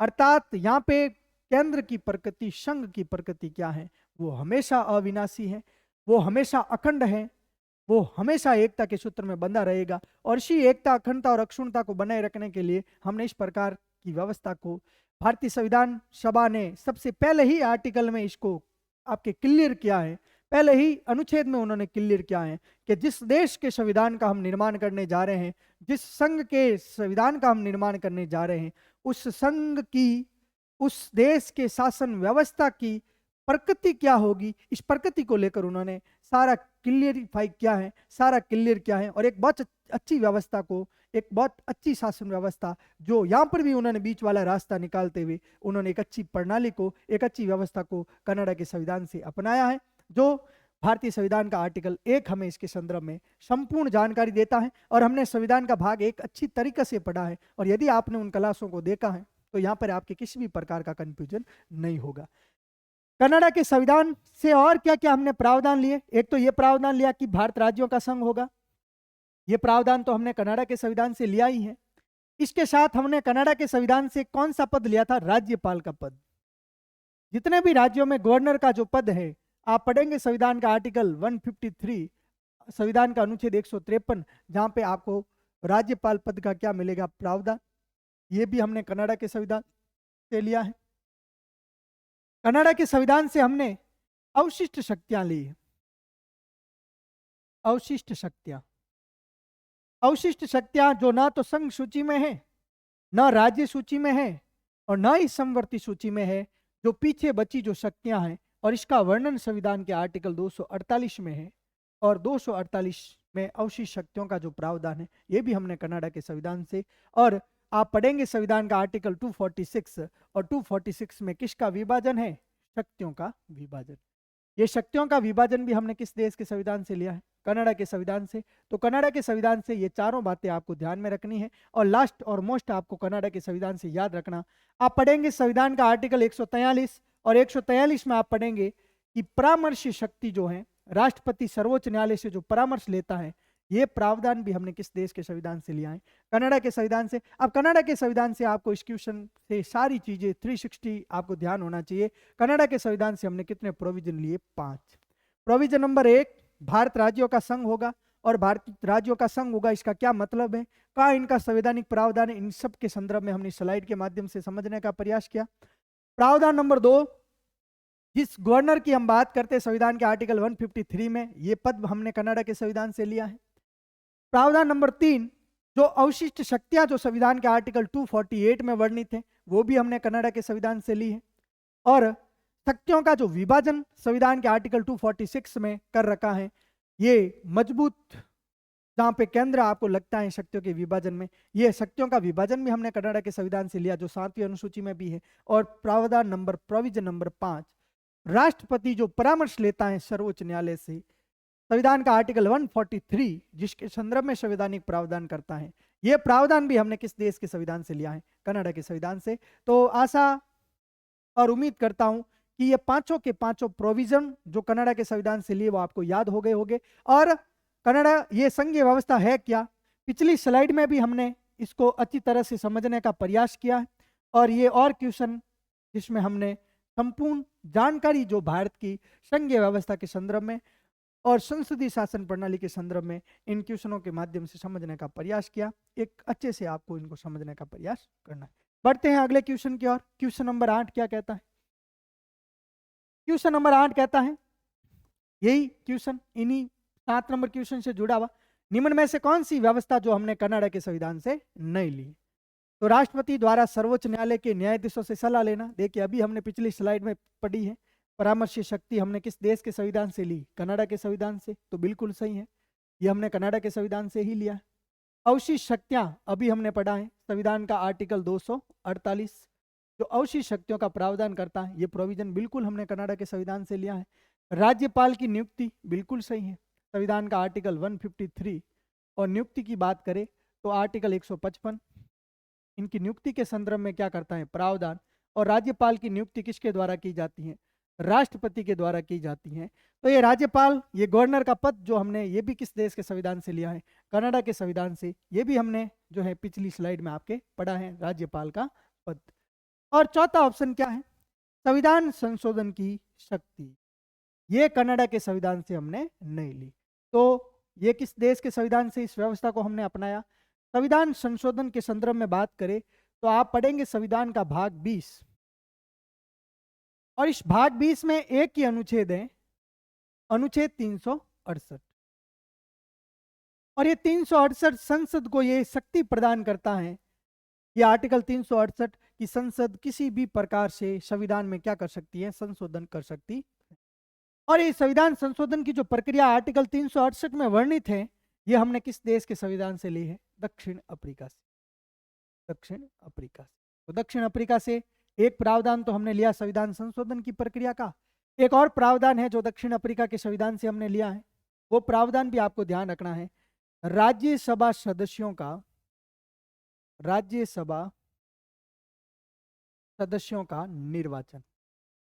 राज्यसभा सदस्यों का, आप संविधान का आर्टिकल 80 पढ़ेंगे, 80 का क्लोज नंबर 2 आप पढ़ेंगे कि राज्यसभा सदस्यों का निर्वाचन किस प्रकार होता है। और आप सबको पता है कि राज्यसभा सदस्यों का निर्वाचन किस प्रकार होता है? अप्रत्यक्ष आनुपातिक प्रतिनिधित्व की एकल संक्रमणीय मत प्रणाली के द्वारा, proportional representation single transferable system, vote system के द्वारा इन राज्यसभा सदस्यों का निर्वाचन होता है। इनके निर्वाचन की जो प्रणाली है, इनके निर्वाचन की प्रक्रिया हमने किस देश के संविधान से ली है? दक्षिण अफ्रीका के संविधान से। तो दक्षिण अफ्रीका से आपसे कोई भी क्वेश्चन पूछे कि दक्षिण अफ्रीका से हमने कौन कौन से प्रावधान लिए, तो आपको एक नंबर पे याद रखना, हमारे भारत में संविधान संशोधन की प्रक्रिया जो संसद के लिए क्या है? ब्रह्मास्त्र है, वो हमने अफ्रीका के संविधान से ली। और दूसरा प्रोविजन राज्यसभा सदस्यों का निर्वाचन, जिसका उल्लेख संविधान के आर्टिकल 80 क्लोज नंबर 2 में है, ये प्रोविजन भी हमने किस देश के संविधान से लिया है? दक्षिण अफ्रीका से। तो ये ऑप्शन नंबर 4 बिल्कुल सही है, ये हमने कनाडा के संविधान से। बाकी तीनों, चाहे परामर्श की बात करें, या चाहे अवशिष्ट शक्तियों की बात करें, या फिर राज्यपाल के पद या राज्यपाल की नियुक्ति की बात करें, ये तीनों के तीनों प्रोविजन हमने कनाडा के संविधान से लिए हैं। इसी के साथ बढ़ते हैं अगले क्वेश्चन की ओर। निम्नलिखित में से कौन सा एक सुमेलित नहीं है? सबसे पहला ऑप्शन क्या है? मौलिक अधिकार, संयुक्त राज्य अमेरिका, बिल्कुल सही है। संसदीय लोकतंत्र, ब्रिटेन, बिल्कुल सही है। संसदीय शासन व्यवस्था हमने ब्रिटेन के संविधान से ही ली है। नीति निदेशक तत्व, आयरलैंड के संविधान से, बिल्कुल सही है। आयरलैंड के संविधान से ही हमने संविधान के भाग 4 में वर्णित directive principle of state policy, DPSP लिए हमने आयरलैंड के संविधान से। आयरलैंड के संविधान से ही हमने राज्यसभा सदस्यों का मनोनयन, राज्यसभा सदस्यों का मनोनयन। अब देखिए पिछली स्लाइड में हमने क्या पढ़ा कि राज्यसभा सदस्यों का जो निर्वाचन है आर्टिकल 82 में, वो तो हमने किस देश के संविधान से लिया है? दक्षिण अफ्रीका से। लेकिन आपसे पूछा जाए कि राज्यसभा सदस्यों का जो मनोनयन होता है, 12 सदस्य जो राष्ट्रपति क्या करता है? मनोनीत करता है, साहित्य, कला, विज्ञान, समाज सेवा के आधार पर। और 233 सदस्य क्या होते हैं? निर्वाचित। तो निर्वाचन की प्रक्रिया तो हमने दक्षिण अफ्रीका से ली है, लेकिन जो नॉमिनेट वाली प्रक्रिया है, नॉमिनेशन वाली जो प्रक्रिया है, वो हमने किस देश के संविधान से ली है? आयरलैंड के संविधान से। और आयरलैंड के संविधान से ही, आयरलैंड के संविधान से हमने नीति निर्देशक तत्व लिए। आयरलैंड के संविधान से ही राज्यसभा सदस्यों के मनोनयन की प्रक्रिया को हमने लिया है, ये भी आपके लिए क्या है, मोस्ट इंपोर्टेंट है। और चौथा जो ऑप्शन है वो है आपके आपात उपबंध रूस, बिल्कुल गलत है। आपात उपबंध हमने किस देश के संविधान से लिया, आपको ध्यान रखना है। आपात उपबंध हमने लिए हैं जर्मनी के संविधान से, जर्मनी के संविधान से। अब अगला क्वेश्चन क्या है, बात करें संविधान के भाग 18 की, और इस भाग 18 में आप पढ़ेंगे संविधान का आर्टिकल 352 से लगाकर 356 360 तक 3 प्रकार के आपातकाल, राष्ट्रीय आपातकाल, राष्ट्रपति शासन या राज्य आपातकाल, और तीसरा है वित्तीय आपातकाल। आपसे पूछा जाए कि आपात उपबंध हमने किस देश के संविधान से, रूस के संविधान से नहीं बल्कि किस देश के संविधान से लिए हैं, जर्मनी के संविधान से। और इस जर्मनी के संविधान को हम और किन नाम से जानते हैं, वाइमर संविधान, वाइमर कॉन्स्टिट्यूशन के नाम से जर्मनी के संविधान को जानते हैं। और भाग 18 में वर्णित 352 से लगाकर 360 तक जो इमरजेंशियल जो प्रोविजन है वो हमने जर्मनी के संविधान से लिए हैं। लेकिन आपसे पूछा जाए, नोट वाली बात क्या आपको ध्यान रखनी है, आपसे प्रॉपर पूछा जाए कि वित्तीय आपातकाल यानी फाइनेंशियल इमरजेंसी की हम बात करते हैं, तो फाइनेंशियल इमरजेंसी हमने जर्मनी के संविधान से नहीं बल्कि किस देश के संविधान से लिया है। फाइनेंशियल इमरजेंसी का प्रोविजन अमेरिका के संविधान से हमने इनको ग्रहण किया। तो ये भी आपको ध्यान रखना है, आपात उपबंध रूस से नहीं लिया है। तो रूस से हमने कौन कौन सी व्यवस्थाएं ली, ये आपको ध्यान रखना है। रूस से हमने लिए मौलिक कर्तव्य, आपको ध्यान रखना है। रूस के संविधान से हमने कौन कौन से प्रोविजन लिए हैं, आपको मोस्ट इंपोर्टेंट ध्यान रखना है। रूस के संविधान से फंडामेंटल ड्यूटीज, मौलिक कर्तव्य, जो वर्तमान में कितने मौलिक कर्तव्य हैं, 11। 42वें अमेंडमेंट एक्ट के तहत संविधान के भाग 4 क और आर्टिकल 51 का में 10 मौलिक कर्तव्य जोड़े गए, जो सरदार स्वर्ण सिंह समिति की सिफारिश पर। और दूसरा जो प्रावधान है रूस से संबंधित वो है आपके सोशल, इकोनॉमिक, और तीसरा है आपके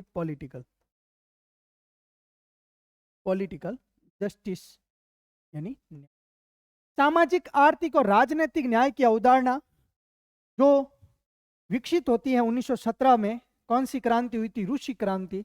इस रूसी क्रांति में लोगों की मांग थी और इसी रूसी क्रांति, इसी रूस के संविधान से प्रेरणा स्रोत होकर भारतीय संविधान सभा ने इन सामाजिक, आर्थिक, राजनीतिक न्याय की अवधारणा को, जो हम संविधान की प्रस्तावना में पढ़ते हैं, हम भारत के लोग भारत को संपूर्ण प्रभुत्व संपन्न, समाजवादी, पंथ निरपेक्ष, लोकतंत्रात्मक गणराज्य बनाने तथा समस्त नागरिकों को सामाजिक, आर्थिक, राजनीतिक न्याय, ये तीनों प्रकार के जस्टिस जो हैं वो हमने किस देश के संविधान से लिए हैं, रूस के संविधान से।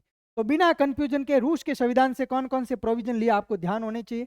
जर्मनी के संविधान से हमने आपके एक ही प्रोविजन लिया है, आपात उपबंध, जो भाग 18 में है। और जर्मनी के संविधान को किस नाम से जानते हैं, वाइमर संविधान के नाम से। आयरलैंड के संविधान से हमने डीपीएसपी, राज्य के नीति निर्देशक तत्व, राज्यपाल, राज्यसभा के सदस्यों का मनोनयन, निर्वाचन कहाँ से लिया, आपके अफ्रीका से। संविधान संशोधन की प्रक्रिया कहाँ से ली, आपके अफ्रीका से। और तीसरा प्रोविजन हमने आपके आयरलैंड से लिया, वो है आपके राष्ट्रपति की निर्वाचन प्रणाली, राष्ट्रपति की निर्वाचन प्रणाली। आप पढ़ेंगे संविधान का आर्टिकल 55 और 55 में राष्ट्रपति की क्या है, निर्वाचन प्रणाली है। आप पढ़ेंगे संविधान के आर्टिकल 55 में आपके आनुपातिक प्रतिनिधित्व की एकल संक्रमणीय गुप्त मतदान प्रणाली, अप्रत्यक्ष रूप से राष्ट्रपति का क्या होता है, निर्वाचन, जिसमें संसद के सभी निर्वाचित सदस्य, राज्यों की विधानसभाओं के निर्वाचित सदस्य और यूटी, यूनियन टेरिटरी की जहां विधानसभा दिल्ली और पांडिचेरी, उनके निर्वाचित सदस्य इनके निर्वाचन में क्या लेते हैं, भाग लेते हैं। ये जो राष्ट्रपति की निर्वाचन प्रणाली है, आपके proportional representation single transferable vote system जो है, ये प्रणाली भी हमने किस देश के संविधान से ली है, आयरलैंड से। तो इस स्लाइड के माध्यम से 3 ऐसे देश हैं जिनसे हमने क्या प्रोविजन लिए, उनको समझने का प्रयास किया। सबसे पहले आयरलैंड, जिससे हमने 3 प्रावधान लिए, डीपीएसपी, राज्य के नीति निर्देशक तत्व, राज्यसभा सदस्यों का मनोनयन, संविधान का आर्टिकल 80 और राष्ट्रपति की निर्वाचन प्रणाली। दूसरा देश है आपके रूस, जहां से हमने लिए फंडामेंटल ड्यूटीज, 3 प्रकार के न्याय, सोशल, इकोनॉमिक, पॉलिटिकल जस्टिस, ये रूस के संविधान से। और तीसरा हमने जर्मनी के संविधान से, जो भाग 18 में 352 से 60 तक जिनका संवैधानिक प्रावधान है, आपात उपबंध हमने जर्मनी के संविधान से, लेकिन नोट वाली बात आपको ध्यान रखनी, आपसे प्रॉपर पूछ लिया जाए कि फाइनेंशियल इमरजेंसी वित्तीय आपातकाल हमने किस देश के संविधान से लिया है, तो वो है आपके संयुक्त राज्य अमेरिका के संविधान। इसी के साथ बढ़ते हैं आगे अगले क्वेश्चन की ओर। भारतीय संविधान है एकात्मक। अभी हमने पीछे पढ़ा है कि भारत का संविधान एकात्मक नहीं है। भारत का संविधान ना ही पूर्ण रूप से संघात्मक है। एकात्मक संविधान तो किसका है? ब्रिटेन का है। और संघात्मक संविधान किसका है? अमेरिका का है। भारत का संविधान है एकात्मकता की और झुकाव के साथ संघात्मक, जिसे मैं एक वर्ड यूज कर सकता हूं, अर्ध संघात्मक, क्वासी फेडरल। तो ना एकात्मक है ना संघात्मक है, तो भारत का संविधान क्या है? एकात्मकता और संघात्मकता का क्या है? समन्वय है, जिसके लिए मैं कीवर्ड यूज कर सकता हूं क्वासी फेडरल या अर्ध संघात्मक। तो क्वेश्चन क्या है? बढ़ते हैं क्वेश्चन की और देखते हैं क्या क्वेश्चन है। भारत का संविधान है एकात्मक नहीं। गलत, बिल्कुल एकात्मक नहीं है। एकात्मक संविधान तो किसका है? ब्रिटेन का है।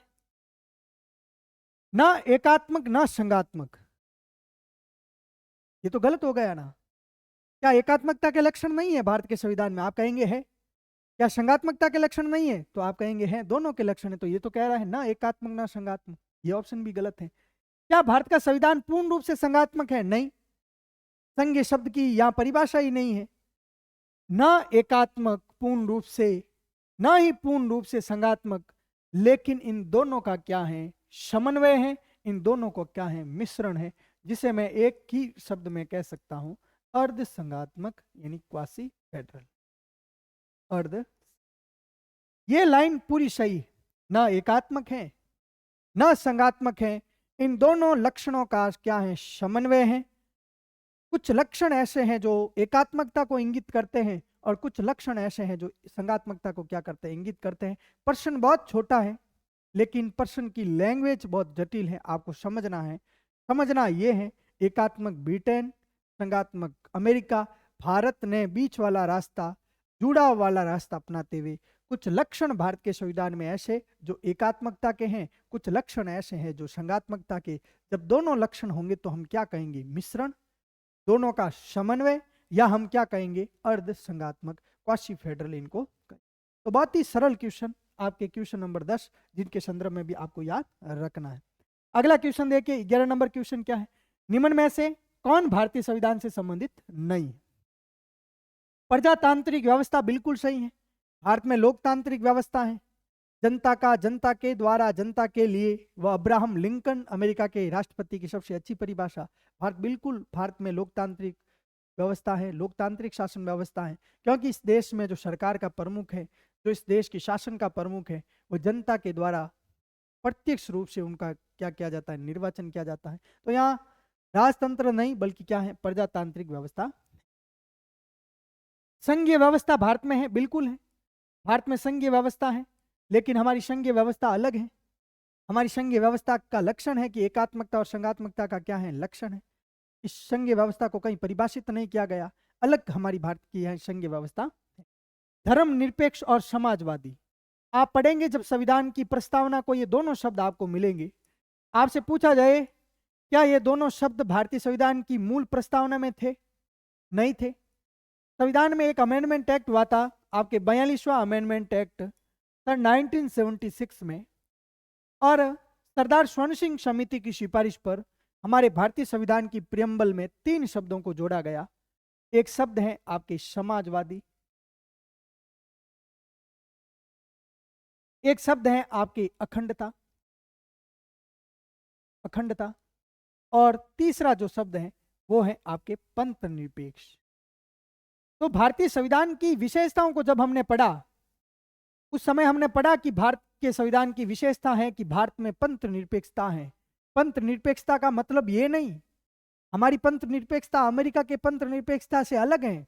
अमेरिका की पंथ निरपेक्षता या धर्म निरपेक्षता की अवधारणा नकारात्मक है, लेकिन भारतीय अवधारणा क्या है? सकारात्मक है। अमेरिका में पंथ निरपेक्षता, धर्म निरपेक्षता का मतलब धर्म से राज्य का कोई मतलब नहीं है, कोई संबंध नहीं है। लेकिन क्या भारत का धर्म निरपेक्षता जो अवधारणा वो ये कहती है? नहीं। भारत की धर्मनिरपेक्षता की जो सकारात्मक अवधारणा है वो ये कहती है कि भारत में धर्म और राज्य का संबंध होगा, लेकिन किसी एक धर्म से नहीं। राज्य सभी धर्मों को समान रूप से क्या करेगा, संरक्षण करेगा। राज्य सभी धर्मों के साथ समान व्यवहार करेगा।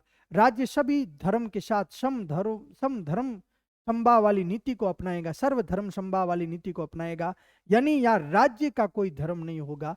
ये हमारी धर्मनिरपेक्षता, भारत की धर्मनिरपेक्षता की अवधारणा कहती है। भारतीय अवधारणा ये कहती है।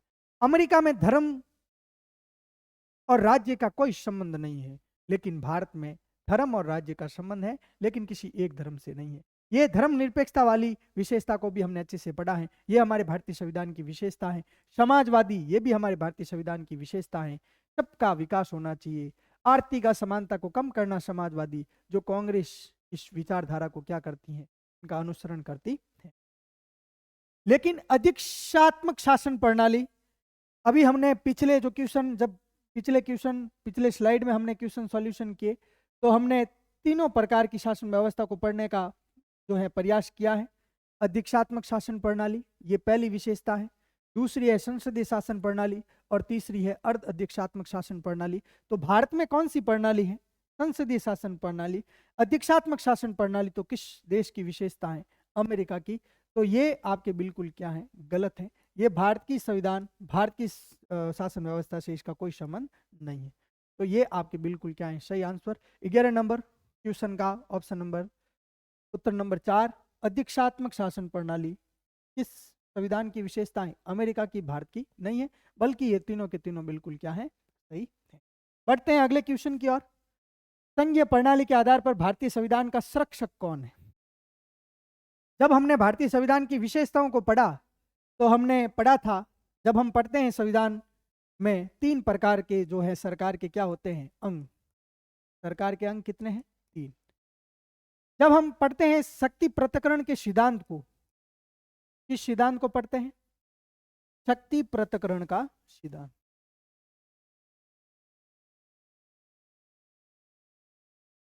अब ये सिद्धांत किसने दिया था? ये सिद्धांत दिया था आपके मॉन्टेस्क्यू ने, जो फ्रांस के क्या थे, बहुत बड़े विद्वान थे। और इन्होंने एक पुस्तक लिखी, द स्पिरिट ऑफ लॉज। पुस्तक का क्या नाम है? The spirit of laws. The spirit of laws, कानून की आत्मा नामक पुस्तक में इन्होंने एक सिद्धांत दिया, शक्ति पृथक्करण का सिद्धांत। और उनमें इन्होंने सरकार के कितने अंग बताए? 3। सरकार के 3 अंग कौन कौन से? आप जब पढ़ेंगे संविधान का भाग 1, तो आपको सबसे पहले मिलेगा यहाँ पे कार्यपालिका। दूसरा अंग है सरकार का व्यवस्थापिका या विधायिका, व्यवस्थापिका या विधायिका। और तीसरा जो अंग है वो है आपकी न्यायपालिका। अब तीनों के अलग अलग कार्य हैं। व्यवस्थापिका, संसद या विधायिका की बात करें तो इसका काम क्या है? विधि का निर्माण करना। प्रत्येक एक कानून संसदीय प्रक्रिया से बनता है। इस देश में, देश के संसद के दोनों सदनों से वो विधेयक पारित होकर राष्ट्रपति के पास जाता, और राष्ट्रपति भी इस व्यवस्थापिका का क्या है? अभिन्न अंग है। तब उस देश में विधि का क्या हो जाता है? निर्माण हो जाता। लेकिन इस विधि का निर्माण करना ही क्या इस देश की शासन व्यवस्था को सुचारू रूप से चलाया जा सकता? नहीं। विभिन्न जो अधिकारी हैं, विभिन्न जो आपके प्रशासन है, उस प्रशासन का काम, उस कार्यपालिका का काम होता है कि इसका क्या करवाना? क्रियान्वयन करवाना। जो विधि जो बनाई है उसको लागू करवाने का काम किसका होता है? कार्यपालिका का। क्या काम करवाना? क्रियान्वयन करवाना या उसको लागू कराना। तीसरा जो अंग है सरकार का, एक ने विधि का निर्माण किया, उस विधि को लागू करवाने का काम कार्यपालिका का है, जिसमें राष्ट्रपति, उपराष्ट्रपति, प्रधानमंत्री, मंत्री परिषद और आपके महान्यायवादी को शामिल किया जाता है। सरकार का तीसरा अंग आप देखना, जो विधि संसद ने बनाई है उस विधि का क्या करना, वह विधि सही है या नहीं उसकी जांच करना। और इस देश की जो शासन व्यवस्था है, इस देश का जो संविधान है, उस संविधान के संरक्षण करने का काम, और जो लोगों के जो फंडामेंटल राइट्स हैं उन अधिकारों के संरक्षण का काम कौन करता है? न्यायपालिका। तो ये न्यायपालिका की ड्यूटी है कि वह इस देश के शासन व्यवस्था की, इस देश के संविधान, इस देश की जनता के अधिकारों का क्या करे, संरक्षण करे। तो हम जब भी उच्चतम न्यायालय पढ़ते हैं, संविधान के आर्टिकल आपके 124 में जब सर्वोच्च न्यायालय पढ़ते हैं, तो सबसे पहली बात यही पढ़ते हैं कि उच्चतम न्यायालय को इस देश का क्या कहते हैं, अभिभावक कहते हैं, इस देश का क्या कहते हैं, संरक्षक कहते हैं। ये गार्जियन है, ये अभिभावक है। तो संघीय प्रणाली के आधार पर इस संविधान का संरक्षक कौन है? राष्ट्रपति नहीं, मंत्रिपरिषद नहीं, संसद नहीं, इस देश का गार्जियन है, इस देश का संरक्षक है, वो है आपके न्यायपालिका, सर्वोच्च न्यायालय, जिनका संवैधानिक प्रावधान संविधान के आर्टिकल 124 में है। और न्यायपालिका का काम होता है इस देश का संरक्षण करना। ये सरकार के 3 अंग, ये तीसरा अंग है आपके सर्वोच्च न्यायालय। तो मोस्ट इंपोर्टेंट आपको ध्यान रखना है, एक का काम विधि निर्माण करना, कार्यपालिका का काम विधि का क्रियान्वयन, उनको लागू करवाना, और सर्वोच्च न्यायालय का काम है विधि का क्या करना, इस देश के संविधान का क्या करना, संरक्षण करना है। क्वेश्चन नंबर 13, भारत एक धर्मनिरपेक्ष राष्ट्रीय संविधान के कौन से अनुच्छेद सिद्ध करते हैं? भारत एक धर्मनिरपेक्ष राज्य है। ये कौन से आर्टिकल के माध्यम से हमें पता चलता है कि भारत एक धर्मनिरपेक्ष राज्य है? तो संविधान का आर्टिकल आप पढ़ते हैं जब 25 से 28, तो जब भी हम संविधान के फंडामेंटल राइट्स को पढ़ते हैं तो 25 से 28 किसका उल्लेख है? धार्मिक स्वतंत्रता का उल्लेख, धार्मिक स्वतंत्रता का। तो 25 से 28 जो आर्टिकल है वो धर्मनिरपेक्षता के संदर्भ में, धर्म के निरपेक्षता के संदर्भ में। आप पढ़ेंगे संविधान का आर्टिकल 15, ये भी धर्मनिरपेक्षता के संदर्भ में। आप पढ़ेंगे संविधान का अनुच्छेद 325 जो कहता है कि धर्म, मूल, वंश, जाति, लिंग के आधार पर किसी भी व्यक्ति के साथ वोट देने के अधिकार से उनको वंचित नहीं किया जा सकता। भारत की धर्मनिरपेक्षता कहती है कि धर्म से संबंध होगा, धर्म को संरक्षण देता है संविधान का आर्टिकल 25। धर्मी कार्यों में उनको कर अदायगी में छूट देता है संविधान का आर्टिकल 327। धार्मिक कार्यों का प्रबंध करने की स्वतंत्रता देता है 326। तो धर्म से संबंध तो है, सरकार का संरक्षण तो दे रहा है। क्या एक धर्म को संरक्षण दे रहा है? नहीं, एक धर्म को संरक्षण नहीं मिल रहा है। यहाँ सभी धर्मों को समान संरक्षण दिया जाता है, राज्य का कोई विशेष धर्म नहीं है। ये हमारे भारतीय धर्मनिरपेक्षता की अवधारणा है। धर्मनिरपेक्षता का मतलब ये नहीं कि धर्महीन, धर्मनिरपेक्षता का मतलब ये नहीं कि धर्म के विरुद्ध। धर्मनिरपेक्षता का मतलब है धर्म के साथ, लेकिन किसी एक धर्म के साथ नहीं, बल्कि सभी धर्मों के साथ रहकर इस देश की शासन व्यवस्था, इस देश का जो संविधान है वो उनको क्या प्रदान करेगा? संरक्षण प्रदान करेगा। 21 से अनुच्छेद 30 इसका कोई मतलब नहीं है। 23 और 24 जो शोषण के विरुद्ध अधिकार के संदर्भ में क्या करते हैं? संवैधानिक प्रावधान करते हैं, शोषण के विरुद्ध अधिकार, विरुद्ध। और संविधान का आर्टिकल 12 और 13 अभी हमने पढ़ा, जिसमें क्या है? विधि की परिभाषा है। और 12 में क्या है? आपके राज्य की परिभाषा, राज्य की। तो ये कुछ आर्टिकल हैं जो धर्मनिरपेक्षता को इंगित करते हैं। संविधान के आर्टिकल 25 से लगाकर 28 तक धर्मनिरपेक्षता को, धार्मिक स्वतंत्रता का अधिकार हमें देते हैं। संविधान का आर्टिकल 15 धर्मनिरपेक्षता को इंगित करता है। और अनुच्छेद 325 जो वैश्विक मताधिकार से संबंधित है, वैश्विक मताधिकार से, यह भी धर्मनिरपेक्षता को क्या करता है? इंगित करता है कि यहाँ किसी भी धर्म को नहीं देखा जाएगा। इस देश में जब भी निर्वाचन होगा तो सभी धर्मों के लोगों को समान रूप से मत देने का क्या होगा? अधिकार। ऐसे नहीं हिंदू और मुस्लिम धर्म, ये सांप्रदायिक निर्वाचन प्रणाली यहाँ पे नहीं चलेगी। यहाँ पे सभी धर्मों का मत मूल्य भी एक होगा। इसीलिए हमारे भारत की निर्वाचन प्रणाली काम करती है, एक व्यक्ति एक मत और एक मूल्य। ऐसे नहीं कि हिंदू धर्म का है तो एक व्यक्ति के मत का मूल्य 2 हो जाए, इस प्रकार की व्यवस्था हमारे यहाँ नहीं है। तो ये हमारी धर्मनिरपेक्षता को क्या करता है? इंगित करता। इस प्रकार आपको ध्यान रखना है, धर्मनिरपेक्षता से संबंधित जितने भी आर्टिकल हैं 25 से 28, आर्टिकल 15 और आर्टिकल 325। आगे बढ़ते हैं अगले क्वेश्चन की ओर। भारतीय संविधान की निम्न में से कौन सी विशेषता गैर संघीय का प्रतिनिधित्व करती है? ये चारों जो बिंदु हैं, इन चारों बिंदुओं को आपको समझना है और देखना है। एकात्मकता के लक्षण कहाँ कहाँ पे हैं, ये आपको समझना है। गैर संघीय का मतलब पिछली स्लाइड में हमने समझने का प्रयास किया कि एकात्मकता के लक्षण को इंगित करता है। तो मजबूत केंद्र बिल्कुल सही है, एकात्मकता के लक्षण को इंगित करता है। मैंने क्या कहा? जहां आपको केंद्र मजबूत लगे, राज्यों की कोई भागीदारी नहीं, जहां राज्यों को नुकसान हो, तो वहां पे कौन सा लक्षण है? एकात्मकता का लक्षण है। एकल नागरिकता, सिंगल सिटीजनशिप, बिल्कुल सही है। एकल नागरिकता भी किसका लक्षण है? एकात्मकता का। स्वतंत्र व निष्पक्ष न्यायपालिका ये एकात्मकता का लक्षण नहीं है, बल्कि किसका लक्षण है? संघात्मकता का लक्षण। राज्य और संघ के बीच में शक्तियों का विभाजन ये भी किसका लक्षण है? संघात्मकता का लक्षण है।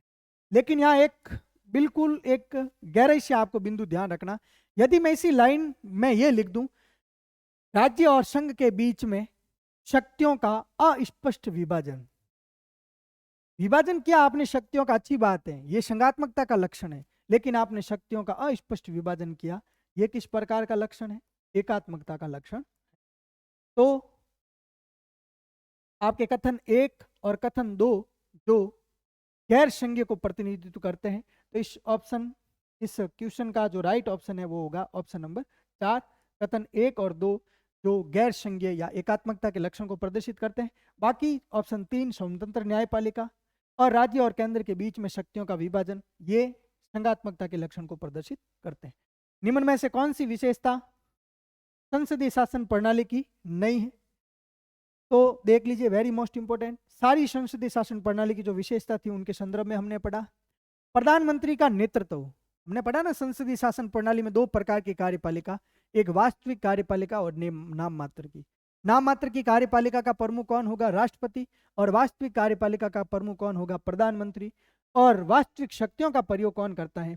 पीएम करता है। कहां पे? केंद्र में। और राज्यों में वास्तविक शक्तियों का प्रयोग राज्यपाल नहीं बल्कि कौन करता है? सीएम करता है। तो जिस देश में संसदीय शासन प्रणाली होगी वहां पे किसका नेतृत्व होगा? केंद्र में पीएम का नेतृत्व होगा और राज्यों में किसका नेतृत्व होगा? सीएम का। जिस देश में संसदीय शासन प्रणाली होगी उस देश में राष्ट्रपति जो है, प्रेसिडेंट है, वो क्या है? प्रतीकात्मक पद है। और राज्य में जो राज्यपाल है ये भी क्या है? जो गवर्नर है वो भी क्या है? वो भी क्या है? प्रतीकात्मक पद है। तो ये वेरी मोस्ट इंपोर्टेंट, इसके संदर्भ में आपको याद रख। तो बिल्कुल सही है, ये हमारे भारतीय संसदीय शासन प्रणाली की क्या है? विशेषता है। दूसरी क्या है? बहुमत दल सत्ता में, ये भी बिल्कुल सही है, जो जिसको बहुमत मिलेगा वही सत्ता में आएगा, ये भी हमारी संसदीय शासन प्रणाली की क्या है? विशेषता है। एक ही प्रकार की कार्यपालिका, ये बिल्कुल गलत है, ये संसदीय शासन प्रणाली की विशेषता नहीं। हमने पढ़ा था मूल, जिस देश में कितने प्रकार की कार्यपालिका हो, 2 प्रकार की। संसदीय शासन प्रणाली की ये मूल विशेषता है, ये पहली विशेषता, ये की पॉइंट है कि जिस देश में संसदीय शासन प्रणाली होगी वहां पे आपको 2 प्रकार के प्रमुख मिलेंगे, 2 प्रकार की कार्यपालिका मिलेगी, एक नाम मात्र की कार्यपालिका तो दूसरी वास्तविक कार्यपालिका। और जिस देश में अध्यक्षात्मक शासन प्रणाली होगी उस देश में एक ही प्रकार की कार्यपालिका, जैसे अमेरिका, वहां पे केवल एक ही पद है, वहां सरकार का और राष्ट्र दोनों का प्रमुख एक ही व्यक्ति है, वो है राष्ट्रपति। वहां प्रधानमंत्री पद का कोई प्रावधान, कोई संवैधानिक प्रावधान नहीं है। तो एक ही प्रकार की कार्यपालिका संसदीय शासन प्रणाली की विशेषता नहीं है, बल्कि किस प्रणाली की विशेषता है? अध्यक्षात्मक शासन प्रणाली। और एक ही प्रकार की कार्यपालिका जो अध्यक्षात्मक शासन प्रणाली, ये कहां पे है? अमेरिका में है। और अमेरिका में वास्तविक व सब कुछ जो वास्तविक, चाहे या नाम मात्र या कुछ भी कह दीजिए, वहां पे सर्वे सर्वा कौन है? आपके राष्ट्रपति है। यहाँ पर आपके पीएम पद का कोई प्रावधान नहीं। Very most important. कार्यपालिका की लोकसभा के प्रति जवाबदेही, या मैं इसको और क्या कह सकता हूं? उत्तरदायी। तो बिल्कुल सही है, ये भी हमारे भारतीय संविधान की क्या है? विशेषता है। भारतीय के संसदीय शासन प्रणाली की क्या है? विशेषता है। मैंने कहा अध्यक्षात्मक शासन प्रणाली में तीनों अंग जो अलग अलग है। अमेरिका में कार्यपालिका का सदस्य संसद का सदस्य नहीं है, वहाँ कार्यपालिका का गठन अलग होता है, वहाँ संसद के सदस्यों का गठन, संसद का गठन अलग होता है, और वहाँ न्यायपालिका अलग है। वहाँ शक्तियों का स्पष्ट क्या है? पृथक्करण है। जो लॉ आपके मॉन्टेस्क्यू ने जो सिद्धांत दिया है उस पे चलने वाला जो है वो अमेरिका है। लेकिन भारत में ऐसा नहीं है, भारत में जुड़ाव है इन तीनों के मध्य।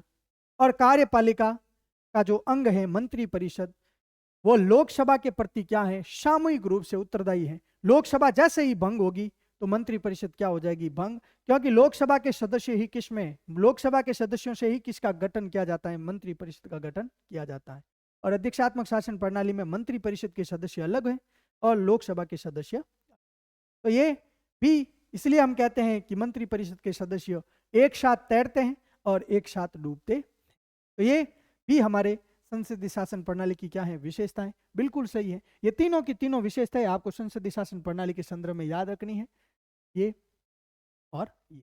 और ये हमारी संसदीय शासन प्रणाली की नहीं बल्कि किस प्रणाली की विशेषता है, अध्यक्षात्मक शासन प्रणाली की विशेषता है। अगला क्वेश्चन देखिए, अगला क्वेश्चन क्या है, असंगत कथन का चयन करें। पहला कथन क्या है, मौलिक कर्तव्यों को रूस के संविधान से ग्रहण किया गया। बिल्कुल सही है, मौलिक कर्तव्य फंडामेंटल ड्यूटीज, सोशल, इकोनॉमिक और पॉलिटिकल जस्टिस रूस के संविधान से लिया। बिल्कुल सही है। आपात उपबंध जापान के संविधान से नहीं, बिल्कुल गलत। यहां देखिए, आपात उपबंध हमने किस देश के संविधान से लिए हैं, जर्मनी के संविधान से। जर्मनी के संविधान से याद रखना आपको, जर्मनी के संविधान से हमने क्या लिए हैं, आपके आपात उपबंध लिए हैं। और जर्मनी के संविधान को क्या कहा है, वाइमर संविधान। अभी पीछे हमने पढ़ा है, जर्मनी के संविधान से एक ही प्रोविजन आपको याद रखना है। तो जापान के संविधान से हमने क्या लिया, यही आपके गलत है, दिए गए जो कथन है ये गलत है। आपात उपबंध जर्मनी के संविधान से न कि जापान से लिए। तो अगला क्वेश्चन है, जापान के संविधान से हमने क्या लिया, जापान के संविधान से लिया है हमने विधि द्वारा स्थापित प्रक्रिया। एक ही बात आपको ध्यान रखनी है, विधि द्वारा स्थापित प्रक्रिया। जो संविधान के किस आर्टिकल में इस धारणा का वर्णन है, अनुच्छेद 21 में। और जो भारत के जुडिशरी से संबंधित है, विधि द्वारा स्थापित प्रक्रिया, जो हमने किस देश के संविधान से ली है, जापान से। राष्ट्रपति की निर्वाचन प्रणाली आयरलैंड के संविधान से ली। बिल्कुल सही है। रिट जारी करना, ये व्यवस्था ब्रिटेन के संविधान से ली। ये बात भी बिल्कुल क्या है, सही है। रिट जारी करना ये ब्रिटेन के संविधान से सबसे पहले जो हमने इसके संदर्भ में पढ़ा है, आपको ध्यान रखना है, रिट जारी करना। तो आप देख सकते हैं, रिट जारी करना और अध्यादेश जारी करना, ये दोनों के दोनों आर्टिकल 1 to 3 अध्यादेश जारी करना, आर्टिकल 123 में जिसका वर्णन है रिट जारी करना, ये आप पढ़ेंगे जब जुडिशरी को। तो संविधान का आर्टिकल है 139 139 में रिट संबंधी अधिकार देता है सर्वोच्च न्यायालय को। और सर्वोच्च न्यायालय क्या जारी कर सकता है, रिट। तो ये रिट जारी करने का प्रावधान ब्रिटेन के संविधान से लिया, ये बात बिल्कुल क्या है, सही। लेकिन आपात उपबंध हमने जापान के संविधान से नहीं बल्कि किस देश के संविधान से लिए हैं, जर्मनी के संविधान से। तो इस प्रकार के पैटर्न, इस प्रकार के क्वेश्चनों को भी आपको समझने का प्रयास करना है। बढ़ते हैं अगले क्वेश्चन की ओर। असंगत युग्म का चयन करें। आपके अनुसूचियों से सवाल है। चौथी अनुसूची, राज्यसभा सीटों का आवंटन। बिल्कुल सही है। चौथी अनुसूची में क्या है, आपके राज्यसभा सीटों का क्या है, आवंटन है। आप पढ़ेंगे संविधान की चौथी अनुसूची को। और यहाँ पे सभी राज्यों में जनसंख्या के आधार पर क्या है, सीटों का आवंटन। इस आधार पर, जनसंख्या के आधार पर। और जो 233 जो राज्यसभा क्षेत्र हैं, इस 233 क्षेत्रों में सबसे ज्यादा कहाँ पे हैं, जनसंख्या के आधार पर विभाजन किया तो यूपी में। और आपसे पूछा जाए कि राजस्थान में कितनी सीटें हैं, तो आपके 10। और इन सभी राज्यसभा सीटों के आवंटन का प्रावधान चौथी अनुसूची में बिल्कुल सही है। नवी अनुसूची भूमि सुधार से संबंधित है। बिल्कुल सही है। मूल संविधान में कितनी अनुसूचियां थी, आपके 8। और नवी अनुसूची कब जोड़ी गई, फर्स्ट अमेंडमेंट एक्ट, पहला संविधान संशोधन 1951 में। और इस 1951 में संविधान सभा द्वारा एकमात्र संशोधन है जो संविधान सभा ने किया। संविधान सभा द्वारा इस देश में भूमि सुधार के लिए कौन सी अनुसूची जोड़ दी गई, नवी अनुसूची। इसके लिए भूमि सुधार के लिए 9वीं अनुसूची इस देश में जोड़ी। और कौन सा अमेंडमेंट एक्ट हुआ, फर्स्ट अमेंडमेंट एक्ट। और इस देश में जागीरदारी प्रथा को, जमींदारी प्रथा को समाप्त करने के लिए, इस देश के भूमि सुधार के लिए, लैंड रिफॉर्म के लिए इस देश में नवी अनुसूची जो सबसे ज्यादा क्या रही, विवादित रही। और इस नवी अनुसूची को न्यायिक समीक्षा से क्या रखा, बाहर। इसका जुडिशियल रिव्यू नहीं होगा। इस प्रकार के प्रोविजन इस अनुसूची में रखे। और अब बात करें वर्तमान में, तो इस नवी अनुसूची में टोटल कितने सब्जेक्ट हैं, आपके 284 विषय। 284 विषय इस नवी अनुसूची में। और इस नवी अनुसूची जैसे ही ये फर्स्ट अमेंडमेंट एक्ट हुआ 1951 में, इस पहले ही संविधान संशोधन के खिलाफ सुप्रीम कोर्ट के सामने 1951 में एक वाद आया। और वो वाद कौन सा है, शंकरी प्रसाद। तो नवी अनुसूची से संबंधित सारे प्रोविजन आपको याद हो जाने चाहिए। नवी अनुसूची हेडिंग आते ही आपको ध्यान होना चाहिए, नवी अनुसूची मूल संविधान में नहीं थी। इसको कब जोड़ा गया? संविधान का फर्स्ट अमेंडमेंट एक्ट। और फर्स्ट अमेंडमेंट एक्ट किसके द्वारा किया गया? भारत की संविधान सभा के द्वारा। ये एकमात्र एक्ट था। इस नवी अनुसूची की हेडिंग क्या है? भूमि सुधार। जो जागीरदारी प्रथा, जमींदारी प्रथा या लैंड रिफॉर्म करना था इस सरकार को, और उन्होंने भूमि सुधार के लिए नवी अनुसूची जोड़ी। इसको जुडिशियल रिव्यू से क्या रखा? बाहर रखा। और इसके खिलाफ सबसे पहला केस आया शंकरी प्रसाद वाद। किसके सामने? सुप्रीम कोर्ट के सामने। और वर्तमान में इतने कितने विषय हैं? 284। लेकिन बात करें वर्तमान की, तो 24 अप्रैल सन 1973 में एक वाद आया आपके केशवानंद भारतीवाद। और इस केशवानंद भारतीवाद के बाद में इस अनुसूची में जो भी सम्मिलित विषय हैं, पहले वालों पे कोई प्रभाव नहीं पड़ेगा, इसके बाद जो सम्मिलित किए जाएंगे विषय, उनकी न्यायिक समीक्षा की जा सकती है। तो मोस्ट इंपोर्टेंट आपको ध्यान रखना है कि वर्तमान में इस अनुसूची से संबंधित विषय जो हैं, जो 1973 के बाद जोड़े गए, उनमें न्यायिक समीक्षा की जा सकती है।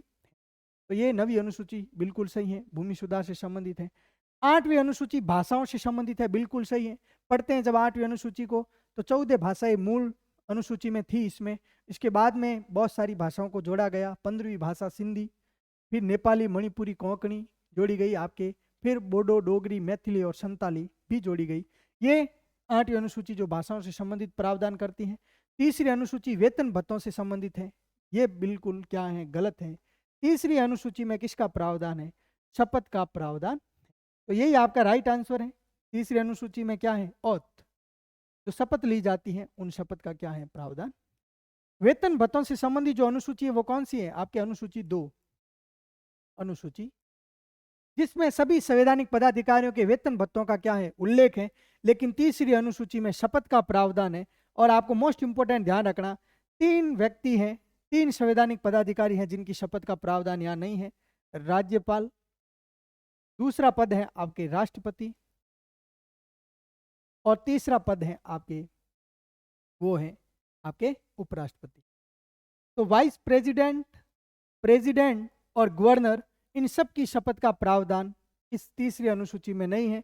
राज्यपाल की शपथ का प्रावधान आर्टिकल 159, राष्ट्रपति की शपथ का प्रावधान आर्टिकल 16, और आर्टिकल 69 में उपराष्ट्रपति पद की शपथ का प्रावधान। तो ये जो है आपको बहुत महत्वपूर्ण क्वेश्चन इसके संदर्भ में भी याद रखना है। अब देखिए, वैश्विक मताधिकार के संबंधित गलत कथन का क्या कीजिए? चयन कीजिए। ये भी एक इंपॉर्टेंट क्वेश्चन है।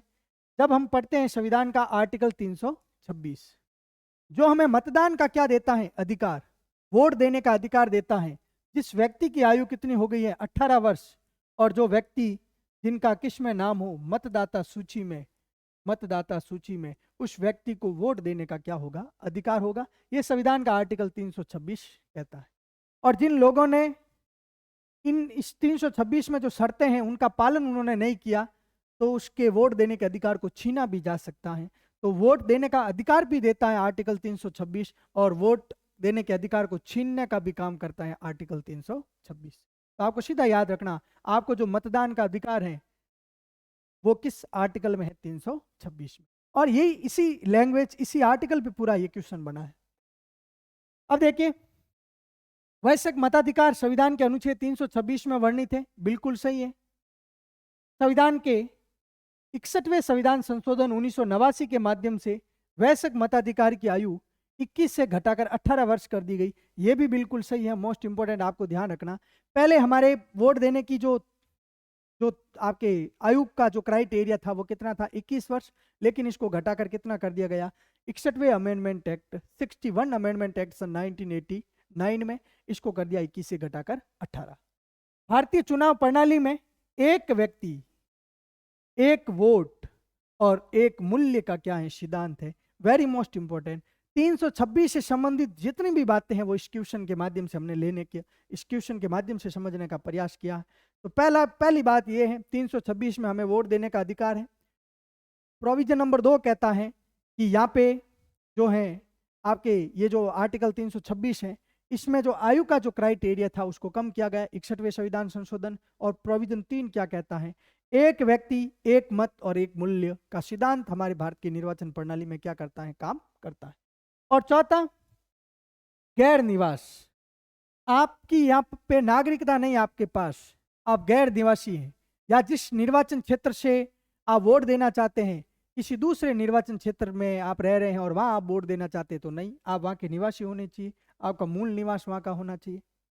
अपराध, आपने अपराध किया है, आप पे आरोप हैं, आप पे कुछ धाराएं चल रही हैं आईपीसी की, तो अपराध के दौरान तीसरा है चित्त विकृति, आप क्या हैं, पागल हैं, चित्त विकृत, आपका माइंड सही नहीं है, ये तीसरा। और चौथा है भ्रष्ट और अवैध आचरण, आप पे आचार संहिता के उल्लंघन का आरोप लगा है, आपने वोट को खरीदने का काम किया है, आचार संहिता के दौरान आपने चुनाव आयोग के जो निर्देश थे उन निर्देशों का पालन नहीं किया है। तो ये चार आधार हैं, आपको ध्यान रखना। मैंने क्या कहा, 326 में आपको वोट देने का अधिकार भी है और 326 में आपको वोट से वंचित करने का भी प्रावधान है। और कितने प्रावधान है, चार। सबसे पहले है गैर निवास या अनिवासी, या क्या शब्द आ सकता है, अनिवासी। दूसरा जो है आपको वंचित करने का वो है अपराध, तीसरा प्रावधान है चित्त विकृत, और चौथा और लास्ट प्रावधान है अवैध व भ्रष्ट आचरण। ये चार ही प्रावधान है जो आपको वोट देने के अधिकार से वंचित कर सकते। लेकिन ये कथन गलत कैसे हुआ, आगे देखिए, दिवालियापन, दिवालियापन के आधार पर इस वोट देने के अधिकार से वंचित किया जा सकता है, जो इस पूरे कथन को क्या कर देता है, गलत। दिवालियापन का कहीं पर भी उल्लेख इस आर्टिकल 326 में नहीं है। केवल कितने आधार हैं, चार आधार, जिस इन चारों आधारों पर आपको वोट देने के अधिकार से वंचित किया जा सकता है। इस शब्द का उल्लेख आर्टिकल 326 में नहीं है, जो इस कथन को क्या करता है, गलत। और यही इस 18 नंबर क्वेश्चन का क्या है, सही आंसर है। तो ये 326 जो आर्टिकल है, ये पूरा का पूरा आपको याद हो जाना चाहिए। सारे के सारे प्रावधान 326 से संबंधित आपके 360 एनालिसिस इस आर्टिकल का हमने किया। बढ़ते हैं अगले क्वेश्चन की ओर। अगला क्वेश्चन क्या है, निम्न में से कौन सा कथन नीति निर्देशक सिद्धांतों के संबंध में गलत है। कथन नंबर 1, नीति निर्देशक सिद्धांतों को आयरलैंड के संविधान से लिया गया, बिल्कुल सही है। हमने पढ़ा संविधान के भाग 4 और संविधान का आर्टिकल 36 से 51 तक DPSP, directive principle of state policy, जो हमने आयरलैंड के संविधान से हमने इनको ग्रहण किया है। संविधान के भाग 4 अनुच्छेद 36 से 51 में इनका क्या है, वर्णन है। ये भी बात बिल्कुल क्या है, सही है। नीति निर्देशक सिद्धांत वाद योग्य व न्यायोचित नहीं है, बिल्कुल सही है। इनकी प्रकृति कैसी है, सकारात्मक है। इनको राज्य लागू करे या ना करे इस पे कोई बाध्यता नहीं है, कोई बाउंडेशन राज्य पे नहीं है, क्योंकि इनमें वर्णित जो भी प्रावधान है उसको लेकर हम सर्वोच्च न्यायालय नहीं जा सकते हैं, क्योंकि ये वाद योग्य नहीं है, न्यायोचित नहीं है। राज्य जब चाहेगा, राज्य परिस्थितियों के अनुसार या राज्य नीति निर्माण करते समय नीति निर्देशक तत्वों को क्या रखेगा, ध्यान में रखेगा। ये सरकार का मैन्युफेस्टो है, यहाँ कोई आप यहाँ पे राज्यों पे कोई बाउंडेशन नहीं है। नीति निर्देशक तत्व सरकार के लिए क्या है, सकारात्मक है, ये बात भी बिल्कुल सही है। जैसे मौलिक अधिकार जो सरकार के लिए क्या है, नकारात्मक है, लेकिन नीति निर्देशक तत्वों की प्रकृति क्या है, आपके सकारात्मक है, क्योंकि इस पे राज्यों पे कोई बाउंडेशन, कोई बाध्यता नहीं है। और चौथा ऑप्शन, नीति निर्देशक सिद्धांत केवल राजनीतिक लोकतंत्र प्रदान करते हैं, बिल्कुल गलत है। नीति निर्देशक तत्व को जब आप पढ़ेंगे तो नीति निर्देशक तत्व इस देश में सामाजिक लोकतंत्र, सामाजिक समानता की स्थापना करने का काम करते हैं, समाजवादी लक्षणों को प्रदर्शित या इंगित करते हैं। नीति निर्देशक तत्व आप संविधान का आर्टिकल 39 पढ़ेंगे, 39, इसमें आपको लगेगा आर्थिक असमानता को कम करने की बात कर रहा है, और नेहरू ने इस आर्टिकल 39 पे काम किया है, और इसी आर्टिकल 39 की तर्ज पे उन्होंने संविधान में संपत्ति के अधिकार को, संविधान में भूमि सुधार का काम किया, नवी शेड्यूल को जोड़ते हुए। तो आर्थिक लोकतंत्र की भी स्थापना करता है, और ये नीति निर्देशक तत्व राजनीतिक लोकतंत्र की स्थापना करने का भी क्या करते हैं, काम करते। केवल राजनीतिक लोकतंत्र की स्थापना कौन करते हैं, मौलिक अधिकार, फंडामेंटल राइट्स। तो मोस्ट इंपोर्टेंट आपको ध्यान रखना, आपसे पूछा जाए कि केवल राजनीतिक लोकतंत्र की स्थापना कौन करते हैं, तो आपके मौलिक अधिकार, लेकिन सामाजिक और आर्थिक और राजनीतिक इन तीनों लोकतंत्र की स्थापना करने का काम, इन तीनों प्रकार के लक्षण इसमें है नीति निर्देशक तत्व, जिनका वर्णन संविधान के भाग 4 अनुच्छेद 36 से 51 जो समाजवादी, उदारवादी और गांधीवादी विचारधाराओं से प्रेरित है और जो वाद योग्य व न्यायोचित नहीं है, जिनकी न्यायिक समीक्षा नहीं की जा सकती, जो सरकार का मैनिफेस्टो है, जो सरकार के पथ प्रदर्शक के रूप में भूमिका निभाते हैं, जो एक कल्याणकारी राज्य के सपने को साकार करने का काम करते हैं, लेकिन कोई बाध्यता, कोई बाउंडेशन नहीं है इस पे, और सरकार ने इस पे काम किया है। जैसे उदाहरण स्वरूप आप ले सकते हैं समान सिविल संहिता, आप ले सकते हैं आपके शराब या द्रव्य, जो मादक द्रव्य पदार्थ है उन पे रोक लगानी है, क्या फाउंडेशन है? क्या शराबबंदी पे, शराब पे रोक लगी है पूर्ण रूप से? काम, शिक्षा, लोक सहायता पाने का अधिकार संविधान के आर्टिकल 41 में है, क्या ये राज्यों पे बाध्यता है कि वह लोक सहायता दे? वो तो उनकी क्या है, वो तो उनके पथ प्रदर्शक के रूप में वो सरकार योजनाओं को के माध्यम से इनको चलाते हैं और कभी बंद इनको किया जाता है। तो ये सरकार पे निर्भर है कि इस पे कार्य करे या ना करे, कोई इसमें अदर प्रोविजन।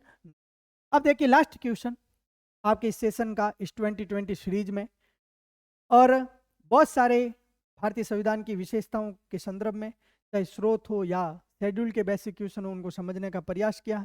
अब देखिए लास्ट क्वेश्चन 20 नंबर क्या कह रहा है?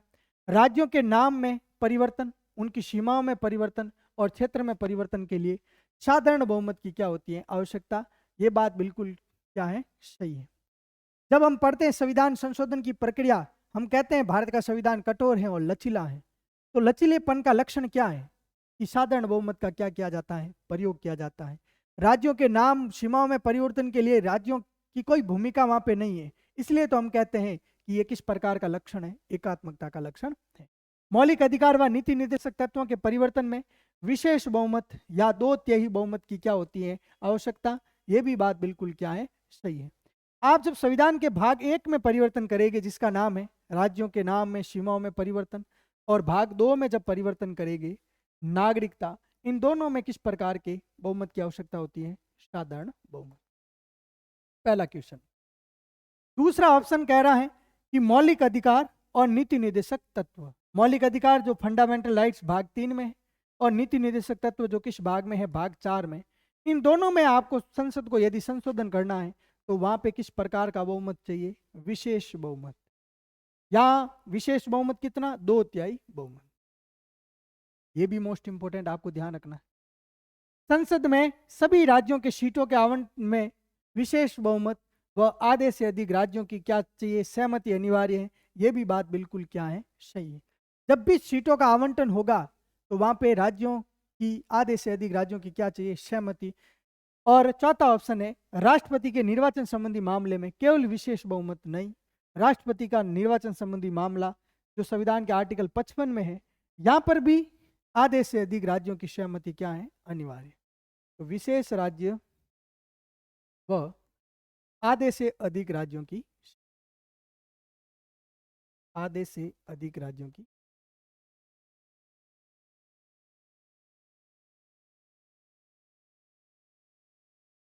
तो बहुत अच्छे से हमने इस विशेषता को जब पढ़ा, हमने कठोरता व लचीलेपन के समन्वय के संदर्भ में बात की, तो हमने इस देश में जो संशोधन की प्रक्रिया उनको 3 भागों में बांटा।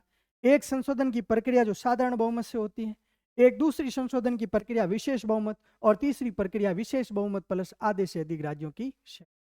तो साधारण बहुमत में हमने लिस्ट ली, संविधान के भाग 1 में परिवर्तन करना है तो साधारण बहुमत, संविधान के भाग 2 में परिवर्तन करना है तो साधारण बहुमत, संविधान की 5वीं व 6ठी अनुसूची में परिवर्तन करना है तो भी आपके साधारण बहुमत की क्या होगी? आवश्यकता।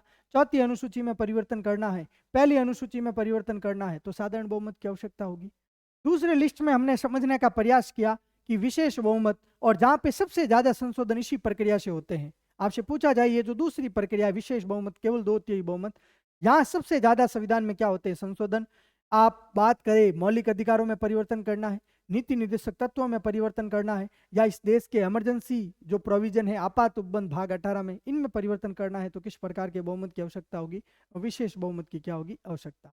लेकिन इस संविधान के बहुत सारे प्रोविजन है जहाँ पे राज्यों की क्या चाहिए? भूमिका, जहाँ राज्यों की क्या चाहिए? सहमति, जिसमें आपको यदि इस देश के निर्वाचन प्रणाली में, इस देश के आपके जो है आपके प्रतिनिधित्व लोकसभा में जो राज्यों का है, आपके राज्यों में या संसद में, वहां पे प्रतिनिधित्व को आपको तय करना है तो वहां राज्यों की सहमति चाहिए। राष्ट्रपति के निर्वाचन प्रणाली में आपको पता है राज्यों की भूमिका होती है, विधायक भी राष्ट्रपति के निर्वाचन में भाग लेता है।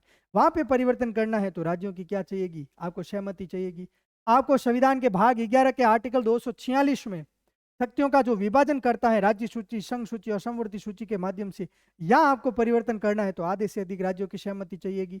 और आपको संविधान की 7वीं अनुसूची 7th शेड्यूल जो है ये भी शक्तियों के विभाजन की लिस्ट हमें देता है, यहाँ पर भी आपको परिवर्तन करना है तो यहाँ पर भी आधे से अधिक राज्यों की क्या चाहिएगी, सहमति। तो ये तीनों जो एक फॉर्मेट में आपको याद रखने हैं, कहाँ साधारण बहुमत जहाँ हमें लगता है कि भारत का संविधान लचीला है, और कहाँ विशेष बहुमत, और कहाँ विशेष बहुमत प्लस आधे से अधिक राज्यों की क्या चाहिए, सहमति। और इन दोनों प्रोविजन से हमें लगता है कि भारत का संविधान क्या है, कठोर है।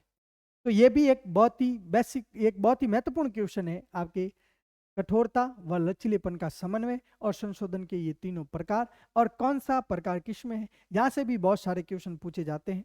तो इस 2020 सीरीज में जो 20 प्रश्न हमारे सामने थे, इनका हमने अच्छे से एनालिसिस किया है, एक एक ऑप्शन को हमने समझने का प्रयास किया है। आशा उम्मीद करता हूँ कि सारी चीज़ें आपकी क्लियर हुई होगी, और हम एक नई क्लास के साथ एक नए टॉपिक की 2020 सीरीज को लेकर आपके